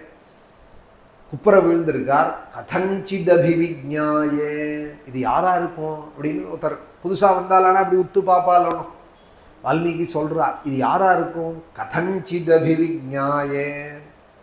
ஏன் அப்படி பார்க்கணும்னால் அடையாளம் தெரியலையே பரதனுக்கு தான். விவர்ணவதனம் கிருஷ்ணன், அடையாளம் தெரியாதவனா ஆயிட்டான், ரொம்ப மெலிஞ்சு போயிட்டான். ஆனா நம்ம கூட்டாளி ஒருத்தன்னு தெரியறதான். பிராதரம், நம்ம கூட பிறந்த வாழ்ல தான் ஒருத்தன்னு தெரியறது. பிராதரம்னதும் இந்த பதங்கள்லாம் ஒரு பதமா பெரியவா ரசிக்கணும்பா. பிராதரம் சகோதரனோன்னதும் சத்ருகுணனா இருக்குமோ, சத்ருகுணனா இருக்கணுமோன்னா 10 அடியில் அவர் நிதானமா நடந்து வரார். லக்ஷ்மணனா இருக்கணுமோன்னா பின்னாடி நிற்கிறார். அப்ப மிச்சம் இருக்கிறது யாரு, பரதம். பிராதரம் பரதம் ராமஹா. 12 வருஷம் ஆறுது பரதனை பார்த்து. பெரிய குடும்பங்கள்ல அந்த மகாபுருஷாலுடைய குடும்பத்துல எப்படி இருக்கும் பாருங்கோ. 12 வருஷம் ஆயிடுத்து பார்த்து. பரதன்னதுமே அப்படியே அள்ளி கட்டி விட்டாராம். பரதம் ராமஹா பரிஜக்ராக பாகுனா, அப்படியே வாரி அணைச்சு கட்டிங்க. கதஞ்சிதபிவிஜ்ஞாயே விவர்ணவதனம் கிருஷம் பிராதரம் பரதம் ராமஹா பரிஜக்ராக பாகுனா. பாணினா அப்படின்னு இப்போ உள்ள பாடத்தில் இருக்கு. வாரி அணைச்சு கட்டின்டா. 25 வயசு ராமனுக்கு. 25 வயசுனா 2 நாள் கழிச்சு தான் பரதன் பிறந்தா. ஒரு நாள் வித்தியாசம்தான் பரதன். லக்ஷ்மணராவது 2 நாள் வித்தியாசம். புனர்வசு நட்சத்திரம் ராமன், புஷ்யம் பரதன். புஷ்யே ஜாதஸ்து பரதா மீனலக்னே பிரசன்னதீஹி. அடுத்தது ஆயில்ய நட்சத்திரம் லக்ஷ்மணன் சத்ருக்னம். சார்பே ஜாதோது சௌமித்ரிஹி குலீனே பியுதிதேரவோன்னு. அப்போ ஒரு நாள் தான் வித்தியாசம். பொதுவாக 1 வருஷம் 2 வருஷம் வித்தியாசத்துலேயே அண்ணான் கூட மாட்டேங்கிறான், அக்கான் கூட மாட்டேங்கிறான். என்ன இவ்வளோ என்ன வித்தியாசம் வயசு உனக்கு, என் நேரம் கூப்பிட்டா என்ன பேரை சொல்லிங்கிறா. வயசானவா கூட இப்பெல்லாம் ஆண்டின்னு கூப்பிடாதே, அங்கிள்னு கூப்பிடாதே, பேரை சொல்லி கூப்பிடுதுங்கிறா. இப்பெல்லாம் அது மாதிரிலாம் ஒரு பழக்கங்கள் இருக்கு. ஒரு நாள் வித்தியாசத்தில் என்ன அப்படி ஒரு மரியாதை. மரியாதா குடும்பம் இது. இந்த கோசல தேசம் இந்த குடும்பம் இருக்கே, அதுலேயும் மரியாதா புருஷோத்தமன் ஸ்ரீராமன். வடக்கையெல்லாம் போனோமானா மரியாதா புருஷோத்தமன் மரியாதா புருஷோத்தமன் அப்படின்பா ராமனே. மரியாதைன்னா அப்படி தெரிஞ்ச குடும்பம் ஸ்ரீராம குடும்பம். பிராதரம் பரதம் ராமஹா. 12 வருஷம் ஆயிடுதான் பார்த்து. உயிரான் பரதனுக்கு ராமன் உயிரான், ராமனுக்கு பரதன் உயிரான். உடனே வாரி அணைச்சு கட்டிண்டு பரதம் ராமஹா பரிஜக்ராக பாகுனா. ஒரு சொத்து இங்கே அவளுக்குள்ள அந்த பிரியத்தை குறைக்கல பார்த்தீங்களா. பரதனுக்கு தாண்டா ராஜ்யம்னதும் தாராளமாக எடுத்துக்கிட்டோமே. பரதன்னார் ராமர் காட்டுக்கு போட்டார். என் பின்னவன் பெற்ற செல்வம் அடியனேன் பெற்றதென்றோன்னார் கம்பர். பரதனுக்கு கிடைச்சா என்ன, எனக்கு கிடைச்சா என்னன்னார் அவர்களும் கூட்டார். பரதன் என்ன பண்ணினார்னா, இந்த சொத்தை நான் நினைப்பேனா, மனசாலையும் முகந்து பார்ப்பேனா, இந்த அயோத்தியிலேயே நான் இருக்க மாட்டேன், நந்தி கிராமத்தில் தான் இருப்பேன்னு 14 வருஷமா அங்கே உட்காந்துருக்கார். சொத்து இப்போ அனாதையாக போயிடுத்து அப்படின்னார் வால்மீகி. இப்போ அயோத்தியா அனாதையாக போயிடுத்து. தசரதனும் பரலோகம் போயிட்டார், ராமரும் சித்திரக்கூட்டம் போயிட்டார், பரதனும் நந்தி கிராமம் போயிட்டார். இப்போ அயோத்தியா அனாதையாக போயிடுத்து அப்படின்னார் காளிதாசன், வால்மீகி வாழலாம். அப்போ சொத்தை பெருசாக நினைக்காத ஒரு காலம்னு ஒன்று இருந்திருக்கு. சொத்தை பெருசாக நினைக்காதே வேற எதுக்கோ முக்கியத்துவம் கொடுத்த காலம்னு ஒன்று இருந்திருக்கு. கொஞ்ச காலம் முன்னாடி கூட அது இருந்திருக்கு. இந்த ராமாயணங்கள்லாம் படிக்கிறது குறைஞ்சதுனாலேயும், திருப்பி திருப்பி இதெல்லாம் சொல்கிறது கேட்கறதுங்கிற பழக்கம் போனதுனாலேயும், எப்போ பார்த்தாலும் அர்த்தத்தையே நினச்சிட்டு கணக்கு போட்டு இருக்கிறதுனாலையும் அதுதான் பெருசு அப்படின்னு எதை நினைக்கிறோமோ அதுதானே பெருசுன்னு நினைப்போம். நினச்சிட்டே இருந்தால் அதுவே பெருசாகிடும் மனசில். பணத்தையே நினச்சிட்டு இருக்கிறதுனால உலகம் இப்போ அர்த்தம்தான் பெருசு அப்படின்னு ஆயிடுது. அண்ணனாவது தம்பியாவது பணம் தாங்க பெருசு, எல்லாத்தையும் அண்ணன் தம்பியெல்லாம் பணம் தான் நிர்ணயம் பண்ணுறது அப்படின்னு சொல்கிறா போல ஒரு காலமாக ஆயிடுது. பணம் இருந்தால் தான் தம்பி. வசதி வாய்ப்பு கொஞ்சம் குறைச்சலாக போயிட்டானா, ஐயோ ஐயா நம்ம கழுத்தை கட்டிவிட்டான்னா, அவன் கஷ்டத்தில் இருந்தான்னா அவன் பேசவே கூடாது. அவன் இருக்கானா போனானான்னு கதையே கேட்கக்கூடாது. யாராவது பேசினா கூட அவனை பற்றி பேசாதீங்க கட்டி. ஏன்னா ஏதாவது நம்ம கழுதை கட்டிவிட்டான்னா கஷ்டத்தில் சௌக்கியமாக ஆகிட்டானா, என் தம்பி, என்னோட தம்பி, தம்பி சொல்லுங்க என்னோட அண்ணா, என்னோட நான் பணக்காரராக இருக்கார், அவர் பெரிய மனுஷாலெலாம் சகாயத்தில் இருக்கார், ஒரு வசதி வாய்ப்போடு இருக்காருன்னா என்னோட தம்பிம்மா, என்னோட அண்ணாம்மா. அவளோட ஸ்டேட்டஸுக்கு தான் உறவை கூட சொல்லிப்பா. ஸ்டேட்டஸ் குறைஞ்சி போயிடுது அப்படின்னு சொன்னால் உறவு கூட சொல்ல மாட்டான். உறவு கூட இது உறவுன்னு சொல்லிக்கிறதுக்கு யோசிப்பா. பிரதர்னு சொல்ல மாட்டான், உறவு கூட சொல்லிக்க மாட்டான். எது எது நிர்ணயம் பண்ணுறது உலகத்தில். ஆனால் இந்த உலகம் ஒரு பக்கம் இப்படி இருக்கு, ராமாயணம் எப்படி இருக்குது பார்த்தீங்களா? ராமாயணம் வேறையாக இருக்குது. நம்ம பார்க்குற உலகத்துக்கும் ராமாயணத்தோட உலகமும் டோட்டலி டிஃப்ரெண்ட்டாக இருக்குது. அதனால எனக்கு புரிஞ்சு கொடுத்து ராமகதை தெரியும்னு சொன்னாலன்னா முட்டாளன். புரிஞ்சா உனக்கு எவ்வளோ தூரம் அது உரைச்சிருக்கு, எவ்வளோ தூரம் உனக்கு அனுபவத்துக்கு ஆகியிருக்கு, உனக்கு எவ்வளோ தூரம் அது பழக்கத்துக்கு வந்திருக்கு. வரலையே, நானாக தானே இருக்கேன்னா அப்போ திரும்ப ராமாயணம் படிக்க வேண்டியதா, ராமகதையை கேட்க வேண்டியதா? கதை தெரியும்னு சொல்லி ஏமாந்து போயிடக்கூடாது. கதை தெரியும்னு சொல்லி ஏமாந்து போயிடக்கூடாது. ராமாயணத்தில் தெரிஞ்சுக்க வேண்டியது நிறைய இருக்கு.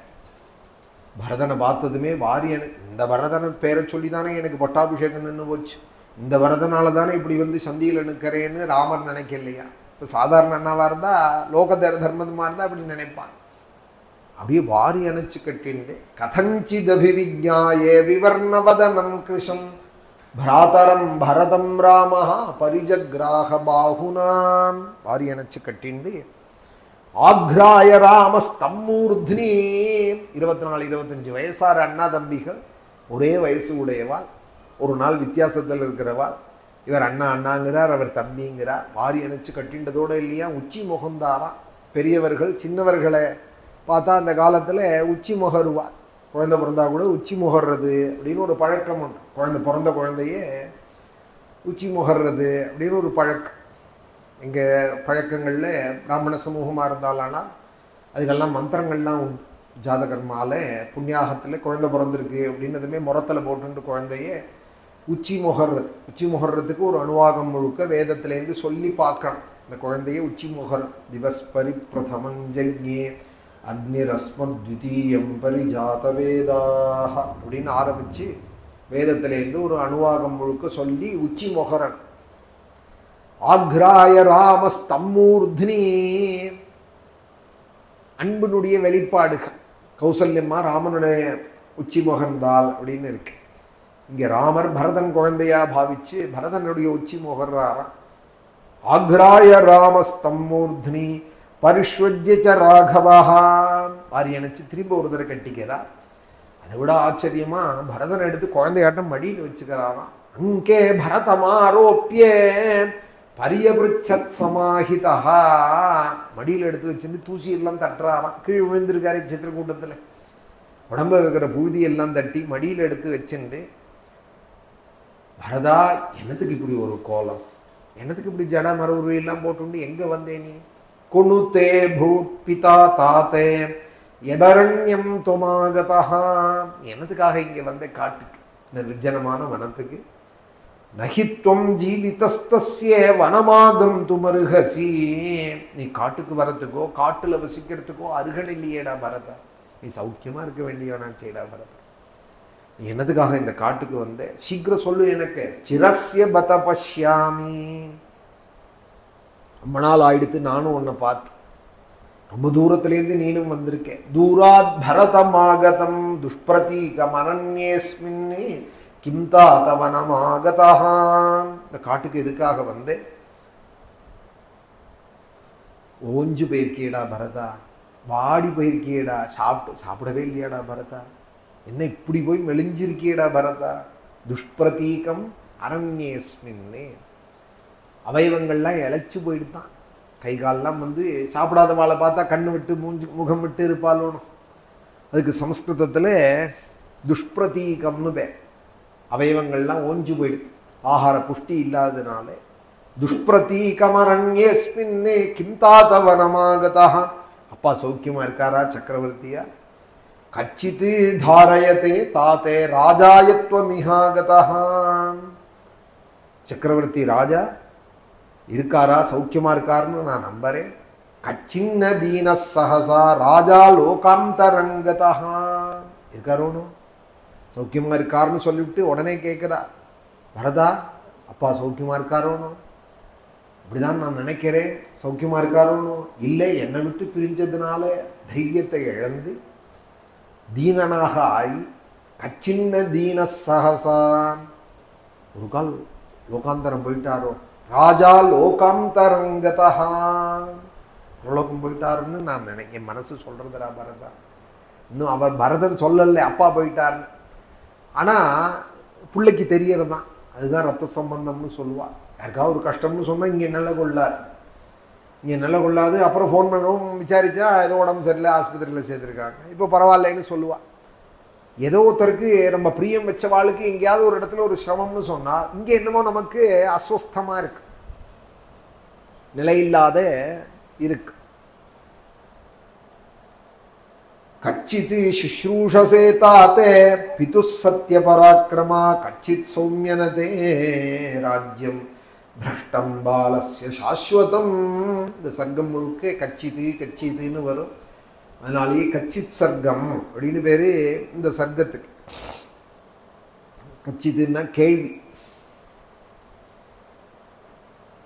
கேள்விக்குறியாக பல 100 கேள்வி கேட்கிறார். கச்சித் சர்க்கம்னு பேர். பரதனை பார்த்ததுமே அழுதுண்டே இருக்கார் பரதன். இன்னும் பேச ஆரம்பிக்கல பரதன், அடுத்த சர்க்கத்தில் தான் பேச போறார். இந்த சர்க்கம் முழுக்க ராமருடைய வச்சனம் தான். அப்பா சௌக்கியமா இருக்காராடா, சத்திய பராக்கிரமா, நீ சத்தியமான பராக்கிரமம் உடையவனே பரதா. சௌமியா, பார்க்க பார்க்க திகட்டாதவனுக்கு சௌமியன்னு பேர். சோமன் போல இருக்கா, சந்திரன் பார்த்தா திகட்டாதவனும், அஸ்தமிச்சா சந்திரோதயமானா பார்த்துட்டே இருக்கலாம் தோ, அதுவும் பௌர்ணமி சந்திரன் பார்த்துட்டே இருக்கலாம். அதுபோல இன்னைக்கு பௌர்ணமி, அதுவும் குரு பௌர்ணிமா. இன்னைக்கு நம்ம புண்ணிய காலம். நம்ம திருவானை கோவிலில் ஆச்சாரியால் வந்து இங்கே வியாச பூஜை நடத்துகிறா. குரு நம்ம எல்லாருக்கும் குரு வியாசாச்சாரியா, எல்லா ரிஷிகளுக்கும் கூட குரு வியாசர். அவரோட பௌர்ணிமா இன்னைக்கு, அவரோட அவதார தினம். அதனால குரு பௌர்ணிமா அப்படின்னு இன்னைக்கு கொண்டாடப்படுறது. நம்ம பரமாச்சாரியால் காஞ்சி மகான் சொல்லுவார், வியாச பௌர்ணிமா மறக்கவே கூடாது அப்படின்பார். ராமநவமி கூட மறந்து போயிடலாம்ப்பா, கோகுலாஷ்டமி கூட மறந்து போயிடலாம், வியாச பௌர்ணிமாவை மறந்து விடாதே, சங்கர ஜெயந்தியை மறந்து விடாதே அப்படின்பார் நம்ம பெரியவா. ஏன்னா வியாசரும் ஆதிசங்கரரும் இல்லைன்னா இன்னைக்கு நம்ம இல்லை. இந்த புராணங்கள்லாம் நம்ம இன்னைக்கு படிச்சுட்டு இருக்கோம், சொல்லிட்டு இருக்கோம். ஆனால் ஆதிசங்கரர் காப்பாற்றி வச்சா. எப்படி ஒரு சந்தர்ப்பத்தில் ஒரு அந்நிய மதங்களால் தேசத்துக்கு ஆபத்து வந்ததுன்னு நம்ம ஹிஸ்ட்ரியில் பார்க்குறோமோ, அதுபோல் மதத்தோட மதமும் சண்டை போட்ட காலங்கள் உண்டு. அதுபோல் 72 துர்மதங்கள் ஹிந்து மதத்தை ஒழிச்சு விடணும்னு முயற்சி பண்ண காலத்தில் யாக்கும் ஆதிசங்கரருடைய அவதார் 2500 வருஷம், சுமார் 2500 வருஷம் முன்னாடி 72 துர்மதங்கள் சண்டை போட்டு தான் ஹிந்து மதத்தோட, ஹிந்து மதம் இல்லை அப்படின்னு இன்னைக்கு சொல்கிறாலோன்னு சில விஷயங்களை சொல்லி, சில நம்பிக்கைகளை வச்சுட்டு பழக்க வழக்கங்களை வச்சுட்டு மதத்தையே தாக்குறா, அஸ்திவாரத்தையே ஆட்டி பார்க்குறா. அது அறியாமதான், அசட்டுத்தனம் தான். அதை பற்றி நான் இப்போ பேச வரல. எப்போதுமே நான் வந்து இப்போ உள்ள லோகத்தை பற்றி பேச மாட்டேன் பிரவச்சனத்தில். அதுபோல் ஒரு காலம் ஆச்சாரியால் காலத்தில் 72 துர்மதங்கள் இருந்தது. அத்தனை மதத்தையும் வாதத்தினால கண்டனம் பண்ணி, கை சண்டை போடாமல் சாஸ்திர பலத்தை கொண்டே அத்தனை மதத்தையும் கண்டனம் பண்ணி 6 மதத்தை ஸ்தாபிச்சா. ஷண்மத ஸ்தாபனாச்சாரியே அப்படின்னு பேர். பிரதானமாக அத்வைத மதத்தை ஸ்தாபிச்சா. பிரம்மத்தை தவிர ஜெகத்தில் ஒன்றும் இல்லை, பிரம்மந்தான் எல்லாமே இருக்கு. பரமாத்மா தான் எல்லாம் அப்படிங்கிறத ஏகமேவ அத்விதீயம் பிரம்மேன்னு அத்வைத மதம். பகவான் ஒத்தந்தான் இருக்கான், எல்லாமே பகவான் தான். நம்ம பார்க்குறதெல்லாம் பகவான். பகவான்னு பார்க்கல, அதனால வேற வேற பேர் வச்சு நம்ம புழங்கின்னு இருக்கோம். இது உண்மை இல்லை. நம்ம பார்க்கறது, நம்ம பார்வையும் இந்த பாக்கியமான திருஷ்டி உண்மை இல்லை. சாஸ்திர ரீதியில் பார்க்கணும். பிரம்மன் தான் ஒன்று தான் இருக்கு அப்படிங்கிறத சொல்ல வந்தார். அந்த அத்வைத மதத்தை ஸ்தாபித்து சர்வஜ்ஞ பீட்டாரோகணம் ஏறினார். எல்லாரும் ஒத்துக்கிறா போல பண்ணி சாஸ்திரியமான வாதங்களை எடுத்து வச்சு காஷ்மீரத்தில் சர்வஜ்ஞ பீடம்னு ஒரு பீடம் சரஸ்வதி சந்நிதியில், அந்த பீடத்தில் ஏறி அமர்ந்தார். எல்லாராலையும் கொண்டாடப்பட்டார். ஆதிசங்கர பகவத்பாத் சர்வஜ்ஞ பீட்டாரோகணம் ஏறினார். அப்படி அவர் காப்பாற்றி கொடுத்ததுனால தான் இன்றைக்கி ராமாயணம் பாகவதங்கள்லாம் இருக்குது. இந்து மதமே இல்லாத பேர் தான் புஸ்தகம்லாம் எப்படி இருக்கும்? இப்போ நான் சொல்லிட்டு இருக்கிறதுனால தானே ராமாயண புஸ்தகம் ஒரு ஜீவனமாக இருக்கு. புஸ்தகம் ஒண்டி லைப்ரரியில் இருந்ததுனால ஜீவிச்சுடார். அதை சொல்லிகிட்டே இருக்கான், அதை படிச்சுட்டே இருக்கணும். இப்போ நம்ம நவாக நடத்துகிறோம்னு சொன்னால் பெரிய பாக்கியம் நமக்கு. அந்த புஸ்தகம் லைவில் ஆறது. இப்போ லைப்ரரியில் இருக்கிற புஸ்தகம் இப்போ லைவுக்கு வர்றது திரும்ப திரும்ப அதுதான் ஜீவகலையோடு இருக்கிற புஸ்தகம். நான் நடத்துகிறேன், நான் சொல்கிறேன், அதனால லைவில் இருக்குன்னு இல்லை. அந்த புஸ்தகமே யாரையோ ஒருத்தரை நியமிக்கும். அந்த ராமாயணம் பாகவதமே அதில் நமக்கு பாக்கியம் என்ன நியமிச்சிருக்கேன் சொல்கிறதுக்கு, இங்கே நடத்துகிறவாளை நியமிச்சிருக்கு, அவளுக்கு ஒரு பாக்கியம். அது ஏதோ பெரிய பாக்கியத்தை கொடுக்க போகிறது. அதுக்காக சொல்கிறதுக்கும் கேட்குறதுக்கும் இதை நடத்துறதுக்கும் ஒருத்தருக்கு அது அந்த புஸ்தகமே நியமிச்சிருக்கு. அதனால தான் ராமன்னு சொல்கிறது. அது வெறும் புஸ்தகம் இல்லை, ராமன்னு சொல்கிறதுக்கு காரணம் என்னன்னா, அந்த ராமனே புஸ்தகம், வெறும் புஸ்தகம் இதெல்லாம் பண்ணிட முடியுமா? அது ராமஸ்வரூபம். அது பாகவதம்னு சொன்னால் அது கிருஷ்ணஸ்வரூபம். அது அப்படி ஷண்மதத்தை ஸ்தாபித்து 72 துர்மதங்களை நிரசனம் பண்ணி ஸ்ருதி ஸ்மிருதி புராணானாம் ஆலயம். ஆலயம்னா உறைவிடம், இருப்பிடம். இறைவன் இருக்கிற இடம் ஆலயம். அதுபோல் ஆச்சாரியால் யாருன்னால் ஸ்ருதி ஸ்மிருதி புராணம் எல்லாத்துக்கும் இருப்பிடமாக நம்ம ஆச்சாரியா. 18 புராணம் தெரியுமா? வேதம் முழுக்க கரகண்டவாலாம். பிரம்மசூத்திரத்துலேருந்து எல்லாத்துக்கும் பாஷ்யம் பண்ணவாலாம். ஸ்ருதி ஸ்மிருதி அஷ்டாதச ஸ்மிருதியும் தெரியுமா ஆச்சாரியாளுக்கு? எப்போ தெரியுமா? 12 வயசில் தெரியுமா? 12 வயசில் கீதா பாஷ்யம் எழுதிவிட்டால் காசியில், பிரம்மசூத்திர பாஷ்யம் எழுதிவிட்டால் 16 வயசில் வியாசரே வந்து பரீட்சை பண்ணிவிட்டால் ஆச்சாரியாலே. வியாசரே கழவர் ரூபத்தில் வந்து சூத்திரார்த்தத்தை சொல்லு அப்படின்னு ஒரு சூத்திரத்தை சொல்ல ஆச்சாரியால் சொன்னதும் வியாசரே ஆனந்த பாஷ்பம் விட்டு மயிர்கூச்சல் இட்டு, அப்பா உன் வாயால் கேட்கணும்னு நான் வந்தேன்டேன். இந்த பிரம்மசூத்திரம் எழுதின நானே உன் வாயால் கேட்குறதே எனக்கு ஆனந்தமாக இருக்குது, அதை கேட்கணும்னே வந்தேன்னு கங்கைக்கரையில் ஆச்சாரியாலை சொல்லி வியாசரே கேட்டு ஸ்ருதிஸ்மிருதி புராணானாம் ஆலயம். அது உண்டிதான் பெருமையாக ஆச்சாரியாளுக்குன்னால் கருணாலயம். கருணையே உருவானவர். எல்லாரும் க்ஷேமமாக இருக்கணும்னு பல காரியங்கள் பண்ணி வச்சா. கிரந்தங்கள் பண்ணி, ஸ்தோத்திரங்கள்லாம் பண்ணி, அதில் சின்ன குழந்தை கூட சொல்கிறா போல சின்ன சின்ன ஸ்தோத்திரங்கள்லாம் வசுதேவ சுதம் தேவம் கம்சச்சாமூர மர்தனம்னா குழந்தையிலும் சொல்கிறது. யார் எழுதி கொடுத்தா இந்த ஸ்லோகம்? ஆச்சாரியாலோட கிருஷ்ணாஷ்டகம்னா இது. தேவகி பரமானந்தம் கிருஷ்ணம் வந்தே ஜெகத்குரும் சொல்லுன்னா குழந்தைகள் சொல்கிறது. அச்சுதம் கேசவம் ராமநாராயணம் கிருஷ்ணதாமோதரம் வாசுதேவம் ஹரிம் ஸ்ரீதரம் மாதவம் கோபிகா வல்லபம் ஜானகி நாயகம் ராமச்சந்திரம் பஜே. குழந்தைக்கு கூட சொல்லிக் கொடுத்தா வந்துடுறது. யார் சொல்லிக் கொடுத்தா? நானா சொல்லிக் கொடுத்தேன். ஆச்சாரியாலுடைய அச்சுதாஷ்டகம். பஜகோவிந்தம் பஜகோவிந்தம் பஜகோவிந்தம்னு இன்னைக்கு எல்லா குழந்தையிலும் பாடுறது. எங்கே பார்த்தாலும் இந்த பாட்டு பாடப்படுறது. யார் சொல்லிக் கொடுத்தால்? ஆச்சாரியால் சொன்னது. இப்படி சாமானிய பாமரால்லேருந்து ஆரம்பித்து பிரம்மசூத்திரம் படிக்கிற பால் பர்யந்தம் எல்லாருக்குமான வழியை சொன்னவா. அதனால் ஜெகதாச்சாரியா. ஆலயம் கருணாலயம் நமாமி பகவத்பாத சங்கரம். சங்கரர்னா நல்லதை செய்கிறவர்னு அர்த்தம். சங்கரோதீதி சங்கரஹ. சங்கரம் லோகசங்கரம். அவர் பேரும் சங்கரன். அவர் செய்கிறதும் என்னென்னால் லோகத்துக்கு நன்மையை செய்ய வந்தவர். அதனால நமாமி பகவத்பாத சங்கரம். சங்கர பகவத்பாதரை நான் நமஸ்கரிக்கிறேன், லோகசங்கரனை நமஸ்கரிக்கிறேன் அப்படின்னு ஆச்சாரியாலெல்லாம் நினைக்க வேண்டிய தினம் இன்னைக்கு குரு பௌர்ணிமா. வியாசர்னு சொன்னால் சமஷ்டியான குரு தத்துவம், எல்லாருக்கும் குருவான ஒரு சமஷ்டியான தத்துவம். வியாசரால் தான் சஹஸ்ரநாமம் சொல்கிறோன்னா கூட வியாசரை எழுதி கொடுத்தது தான். விஸ்வம் விஷ்ணு ஷட்காரகன்னா வியாசரை நினைக்காத ஒரு பொழுது இருக்க முடியாது. பாகவதம் சொல்கிறோன்னா வியாசர் தான். அதை விட ஒரு ஆச்சரியம், வியாசர் வால்மீகிலாம் எழுதி கொடுத்ததை காப்பாற்றி கொடுத்தாலும் ஆச்சாரியா. அதனால் அந்த குரு பரம்பரையும் புண்ணியானிமான் பரமபாகவதான்னு எப்படி பாகவத சம்பிரதாயத்தில் சொல்கிறோமோ அதுபோல் அஸ்மதாச்சாரிய பர்யந்தாம் வந்தே குரு பரம்பராம் அப்படின்னு ஆச்சாரியாலே ஸ்மரிக்கிறது. இங்கே திருவானைக்கோவிலில் நம்ம இன்னைக்கு நமக்கு பாக்கியமாக உள்ள பாலபெரியவா நம்ம காலத்தில் காலத்தில் நம்ம இருக்கோம்.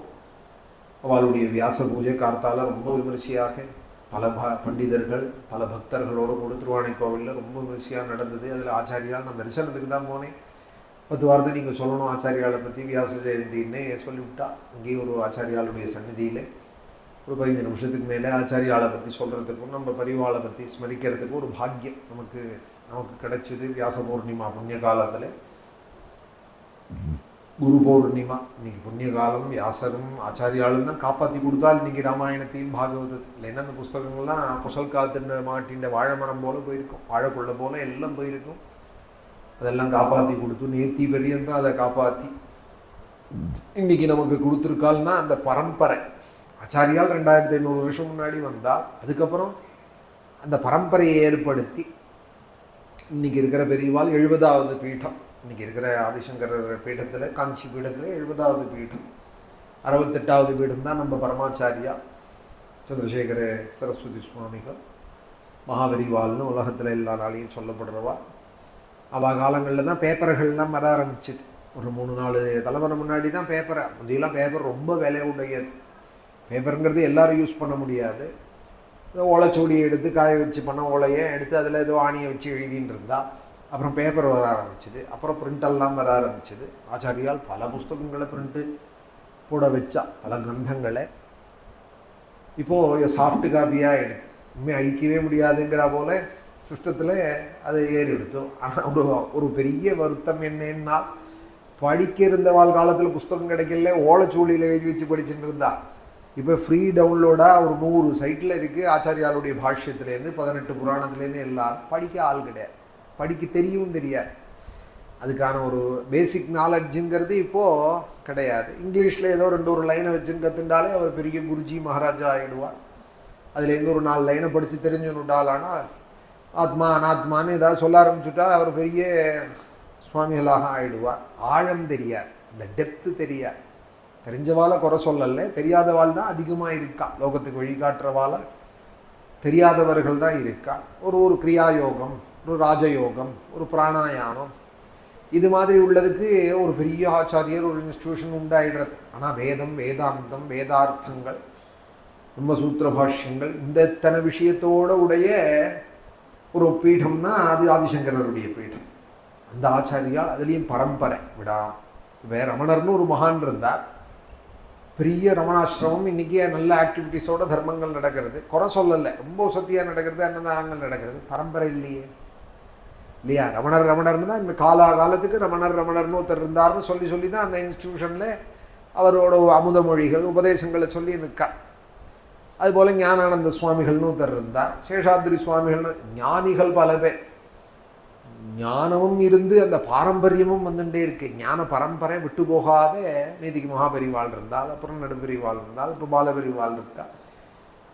டிஸ்கண்டினியூ ஆகாத ஆதிசங்கர்லேருந்து 70வது பீடம். இன்றைக்கி அவள் இங்கே வியாச பூஜை பண்ணினால் நமக்கு தரிசனமும் கிடச்சிது, பெரிய பாக்கியம். 10 வார்த்தை அங்கே சொல்லவும் கிடச்சிது. ஆச்சாரியாளுடைய அனுகிரகம் பார்த்ததுமே அவள் கூட இந்த நடத்துவா அங்கே இருக்கிற வாத்தியார்கிட்ட வித்வான்கிட்ட கூப்பிட்டு தீட்சையில் ஒரு 5 வார்த்தை சொல்ல 2 வார்த்தைன்னு சொல்ல சொன்னாலும் அவர் சொன்னார். ஆச்சாரியால் சொல்கிறவங்களே 10 வார்த்தை என்னதான் நமக்கும் சொல்கிற பாக்கியம் கிடச்சி. இங்கே ஆச்சாரியாலை ஸ்மரிக்கிறதுக்கு எல்லோரும் கடன் பட்டிருக்கும். வியாசருக்கும் ஆதிசங்கரருக்கும். இப்போ ராமாயணம் படிக்கிறவே யார் கொடுத்தா? பாகவதம் படிக்கிறோன்னா யார் கொடுத்தா? வியாசர் தானே. வியாசர் போட்ட பிச்சை தானே பாகவதம், வியாசர் போட்டது தானே மகாபாரதம். ராமாயணம் படிக்கிறோன்னா வால்மீகி போட்ட பிச்சை தானே. அதுக்காக தான் அவருக்கு பிம்பங்கள்லாம் பண்ணி வச்சு இங்கே கடன் பட்டிருக்கும். இது அவரை வச்சுன்னு நான் பெருமைக்காக நான் பண்ணலை, நான் பட்ட கடனுக்கு நான் என்ன பண்ண போகிறேன் அவருக்கு? நம்ம பட்டிருக்கிற கடனுக்கு நம்ம என்ன பண்ண போகிறோம்? ஆச்சாரியாளுடைய பிம்பமும் நம்ம ஆசிரமத்தில் இருக்கு, வியாசரமும் வச்சுருக்கோம், வால்மீகியும் வச்சுருக்கோம்னா அவளால் தான் இந்த ஜீவனம் நமக்கு பவித்திரமான ஜீவன், பரிசுத்தமான ஜீவன், லோகத்தோட சம்பந்தம் இல்லாத, லோகத்துக்கும் உபகாரமான ஒரு ஜீவன். ஸ்ரீரங்கத்தில் இருந்தபடியே நமக்கு இப்படி ஒரு ஜீவனம் இப்படி இருக்க முடியுமா? ரொம்ப பெரியவாள்லாம் கூட என்ன கேட்டா, இப்படி கூட இருக்க முடியுமா? என்னால் வியாசர் இருக்கார், வியாசருடைய அனுகிரகம், வால்மீகி அனுகிரகம், கையில் பெரிய 2 ரத்தனம் இருக்குது, ராமாயணம் பாகவதம்னு. அது லோகத்துக்கே வழி நடத்தும், என்ன நடத்தாத ஆச்சாரியால் அனுகிரகம் நமக்கு இன்றைக்கி நடந்துட்டுருக்கு. 6 வருஷமாக நம்ம ஆசிரமத்தில் விடாமல். இப்போ இந்த மாதமே ஒரு சப்தாகம் பூர்த்தியாச்சு. இப்போ நவாகம் திருப்பி ஆரம்பிச்சிருக்கு. அஜாமிலோபாக்கியானம் சொல்லணும் பாகவதத்தில். நாம வைபவத்தை சொல்லி நிறுத்தியிருக்கோம். ஒரு கதை சொல்கிறேன்னு ஆரம்பிச்சிருக்கா சுகாச்சாரியால். அது அடுத்த சப்தாகத்தில் இப்போ கோகுலாஷ்டமி வந்தால் 2 சப்தாகம் இருக்குது. ஆகஸ்ட் 20லேருந்து செப்டம்பர் 2 வரைக்கும் பரம பாகவதோத்தமரான பிரகலாத சரித்திரங்கள்லாம் இருக்குது இந்த கோகுலாஷ்டமியில். அஜாமிலோபாக்கியானம், ருத்ராசுரஸ்தவம், பிரகலாத ஸ்துதி, பிரகலாதர் பண்ணதான உபதேசம், பாகவத தர்மம், இதெல்லாம் இப்போ அடுத்த மாதத்தில் வரும். இப்போ ராமாயணம் சொல்லிட்டு இருக்கோம்னா அயோத்தியா கண்டத்தில் இப்போது கச்சித் சர்க்கம் நடக்கிறது. யாரால் கிடச்சிது? ஆச்சாரியாளால். அவருக்கு முன்னாடி வியாசரால். அதனால் அவளுக்கு நம்மளால் முடிஞ்சது. பிரம்மயஜ்ஞம் பண்ணுறவாள் கிருஷ்ணத்வைபாயனாதயா ஏ ரிஷயா தான் ரிஷிக்கு ஸ்தர்ப்பயாமின்னு செய்யணும். ஆவணியாவட்டம்னா அவரை கலசத்தில் வச்சு பூஜிக்கிறது. வியாச பௌர்ணிமாவில் சன்னியாசிகள்லாம் அவளை கொண்டாடுறாள். நம்மளாலும் அவள் கொண்டாடுறாள், அவள் ஏதோ சன்னியாசி வியாச பூஜை பண்ணுறாள்னு இருக்கக்கூடாது. நம்மளும் கடன் பட்டிருக்கோம் வியாசருக்கு. போய் அதை தரிசனம் பண்ணி வியாசரை பூஜிக்கிறாள், அவள் நமஸ்காரம் பண்ணி. அதெல்லாம் கார்த்தாலேயே சொல்லணும்னு நினச்சிட்டு இருந்தேன். அங்கே பல வித்வான்கள் அடுத்தடுத்து பேசுகிறதுக்கு இருந்தால், அதனால் ஆச்சாரியாலோட மகிமை மாத்திரம் சொல்லிவிட்டு பூஜையும் நடந்துன்னு இருக்குது. அந்த நேரத்தில் நம்ம அதுக்கு அனுகூலமாக தான் நீ சொல்ல முடியும். ஆனாலும் கார்த்தால தோணின விஷயங்கள் இதெல்லாம் மனசில். அதனால் இப்போது யூடியூப்பில் பார்க்குறவா அதை தொடர்ந்து கேட்கலாமேங்கிறதுக்காக சொல்கிறேன். கார்த்தால சொன்ன பிரவச்சனமும் யூடியூப்பில் இருக்குது. காமகோட்டி அவளுடைய டிவியில், வெப் டிவியில் அவளோட இதுலேயும் பிரவச்சனம் இருக்குது, வீடியோவாகவே இருக்குது, பிரவச்சனமும் இருக்குது. ஆச்சாரியாலோட அனுகிரகம் இன்னைக்கு கிடச்சிது நமக்கு. இந்த நவாகனம் நடக்கிற காலத்தில் ராமஜனனம் படிச்சுட்டு அங்கே போய் குரு பூர்ணிமாலை ஆச்சாரியாலையும் தரிசனம் பண்ணி ஆச்சாரியாலுடைய அனுகிரகமும் நமக்கு கிடைச்சிது. ஆடி மாதம் பிறந்திருக்கு, தட்சிணாயன புண்ணிய காலம். கேரளங்கள்லாம் மலையாளத்தில் ஆடி மாதம்னாலே ராமாயண மாதம்னு தான் சொல்லுவாள். கர்க்கடக மாதம்னு பேர் கிடையாது. கேரளத்தில் போய் இந்த மாதத்துக்கு என்ன பேருன்னு யாராவது கேரளீட்ஸை கேட்டேன்னா ராமாயண மாதம்பா. அதுபோல் சொன்னா போல் அமைஞ்சிருக்கு இந்த ராமாயண மாதம். ராமாயணமே இப்போ நவாகம் ஆரம்பிச்சிருக்கு. ஆடி மாதம்னா பல வருஷங்களாக கங்கைக்கு போகிறதுன்னு ஒரு பழக்கம் வச்சுருக்கோம். ஆடி அமாவாசைன்னா கங்கா ஸ்நானம் பண்ணுறது, ஒரு 3 நாள் 5 நாளைக்கு கங்கை கரையில் இருக்கிறதுன்னு. இந்த நவாகம் முடிஞ்சதுமே கிளம்புறேன், ஹரித்வாரம் போகிறோம். ஒரு 4 நாளைக்கு கங்கா ஸ்நானம் பண்ணிட்டு 15வது வருஷமாக ஸ்ரீரங்கம் வந்தனால வருஷம் 5 வயசுலேருந்து கங்கைக்கு போயின்னு இருக்கோம். தொடர்ந்து போகிறதுங்கிறது வருஷத்துக்கு 2 தடவை 3 தடவை ஹரித்வாரம் போய் ஸ்நானம் பண்ணி ஜபங்கள்லாம் பண்ணி பாராயணம் பண்ணுறது. அது நிர்விக்னமாக நடந்துட்டுருக்கு. 15வது வருஷமாக இப்போது 16 வருஷம் இருக்கும்.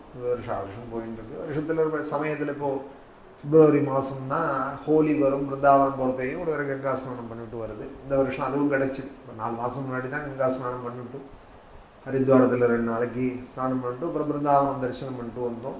அதுவும் வருஷம் ஹோலின்னா பிருந்தாவனத்தில் ஒரு 4 நாள் இருக்கிறதுன்னு 15 வருஷமாக அது ராதையோட ஒரு அனுகிரகம், கிருஷ்ணருடைய அனுகிரகம் அதுவும் கிடைக்கிறது. அடி அமாவாசை புண்ணிய காலம் மேலே வரப்போகிறது. ஆகஸ்ட் 4ஆம் தேதி ஆடி அமாவாசை. அதை ஒட்டி ஹரித்வாரமும் கிடைக்கிறது. பல பக்தர்களை அழிச்சுன்னு போகணும்னு ஆசைப்பட்டு ஒரு வருஷம் அங்கேயே சப்தாகம் நடத்தினோம். ஒரு 3 வருஷம் முன்னாடி 100 பேர்கிட்ட வந்திருந்தா, பக்தால் நிறைய பேர் வந்திருந்தா. அங்கேயே வந்து ஆடி அமாவாசை கங்கா ஸ்நானங்கள்லாம் பண்ணி தர்ப்பணங்கள்லாம் பண்ணி பாகவத சப்தாகமும் நடந்து கங்காஜலத்தையே எடுத்துகிட்டு வந்து கலசத்தில் பூஜை பண்ணி ஒரு வாரம் திருப்பி கங்கையிலேயே விட்டு அவபிருத ஸ்நானம், சப்தாகத்தில் அவபிருத ஸ்நானம்னு ஒன்று அந்த கங்காதரத்திலேயே விட்டு ஆடி அமாவாசையில் அப்படி ஒரு சப்தாகமும் நடந்தது. ஸ்ரீராமருடைய அனுகிரகத்தில் இப்போ கச்சித் சர்க்கம். ராமர் வந்து பரதரை கேட்க ஆரம்பிச்சிருக்கா, அப்பா சௌக்கியமாக இருக்காரா, நீங்கள் இங்கே வந்து இருக்காரா அப்பா, இல்லை போயிட்டாரா, சீக்கிரம் சொல்லு, எனக்கு சொல்லு, ஏன் அயோத்தி ராஜ்யத்தை விட்டுட்டு வந்தேன் அப்படின்னு எல்லாம் கேட்டுட்டு இருக்கார் ஸ்ரீராமருங்கிறதோட இப்போ இன்றைக்கி நிறுத்திக்கிறேன். நாளைக்கு மேலே இந்த கச்சித் சர்க்கத்தோட இது தொடர்றேன்.